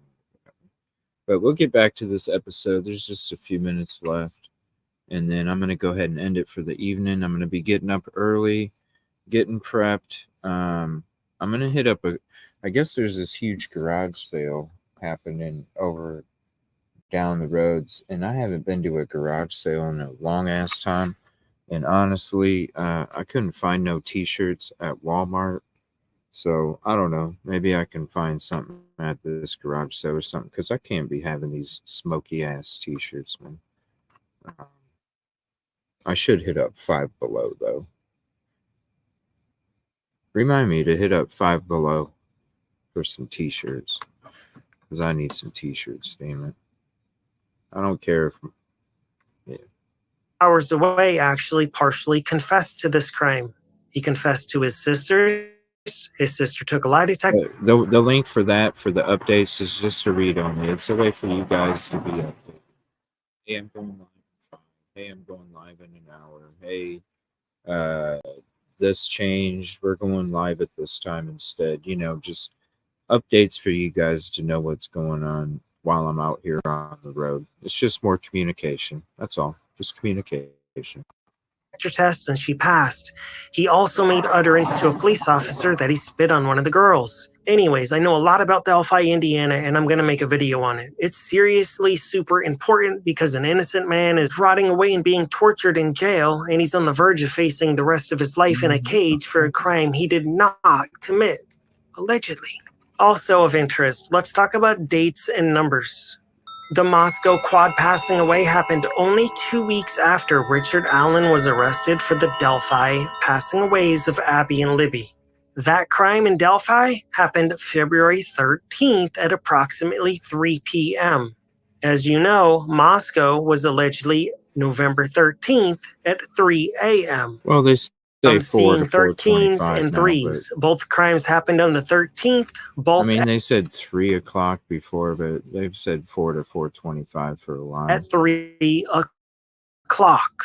People in cults really like their symbolism, numerology, and these do. weird things. They do. I'm not just making up these weird connections. If you think they're coincidences, there certainly are a lot of coincidences here. I know that there's only about 3 or 4 good, honest, truthful YouTube channels out there that you can count on.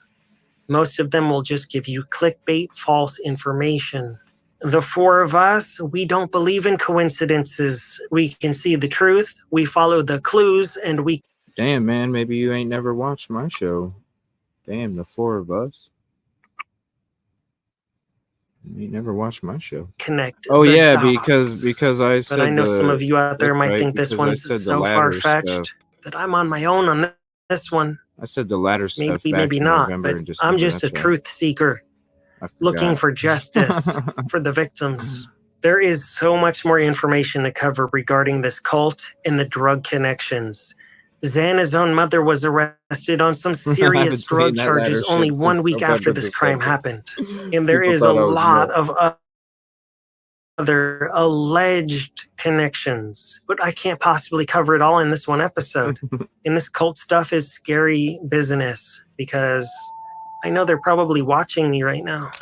So Now that my life's at high risk, if anything happens to me, if I disappear, you probably know which organization to look into. They'll probably get away with it because they don't seem to leave any DNA at any of these crime scenes. They seem to be really good at what they do because they've got the right people in the right positions of power. I really hope the cult of Odin doesn't come for me. Please pray for me. And good must defeat evil. The victims deserve it. The victims need it. We, as a civilized human species, need it. We don't need these evil demonic creatures among us always trying to hurt us and frame people and put innocent people in prison and pass people away. It's not right. I think I'm really starting to understand the answer when I ask, what do they have to hide? Yeah. If any of these weirdos try to frame me or set me up for anything... I'll go to Five Below. We'll get some Five Below t-shirts. I'll let you guys pick them out, okay? Because I'll tell you what, I'll probably... if it should be on the way. So if Five Below's on the way,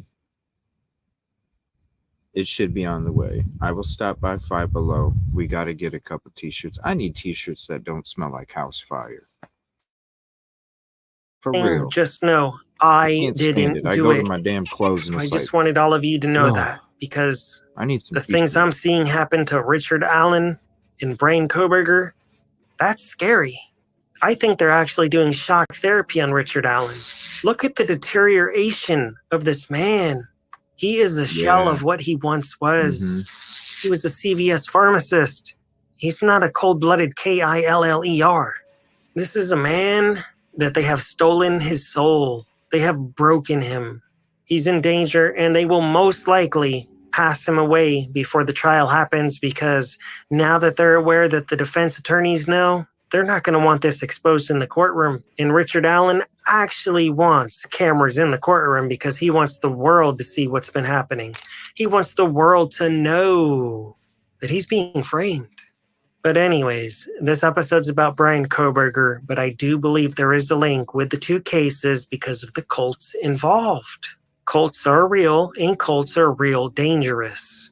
Thank you so much for watching this presentation. I really will do my best to protect Baby Drip, and I just want to let everyone know watching this, we are not a danger to ourselves, and we would never do anything to pass ourselves away. Never, ever. And that goes the same for this guy right here. I'm just telling you right now, no, that ain't part of my forte. So, same goes for me. And, damn, I didn't realize it was already freaking one in the morning. But I want to say thank you guys for hanging out. We'll be making the trip tomorrow. The drive will be at the Hangout channel, so come hang out over there. I want to say thank you all, and sorry it's all been out of whack. This fire shit just really like. But we'll be back on the road tomorrow. We'll be hitting it up. And we'll be getting this thing, this Stephen Smith case, we'll be hitting that one up tomorrow. So see y'all tomorrow. Come hang out at the lounge if you want to be along for the ride. And I appreciate you. Good night, everybody. And I will see you tomorrow. And we're going to be getting back to facts and getting back to these cases. Let's do it. Oh, let's get rid of that. There we go. Good night, everybody. I appreciate you.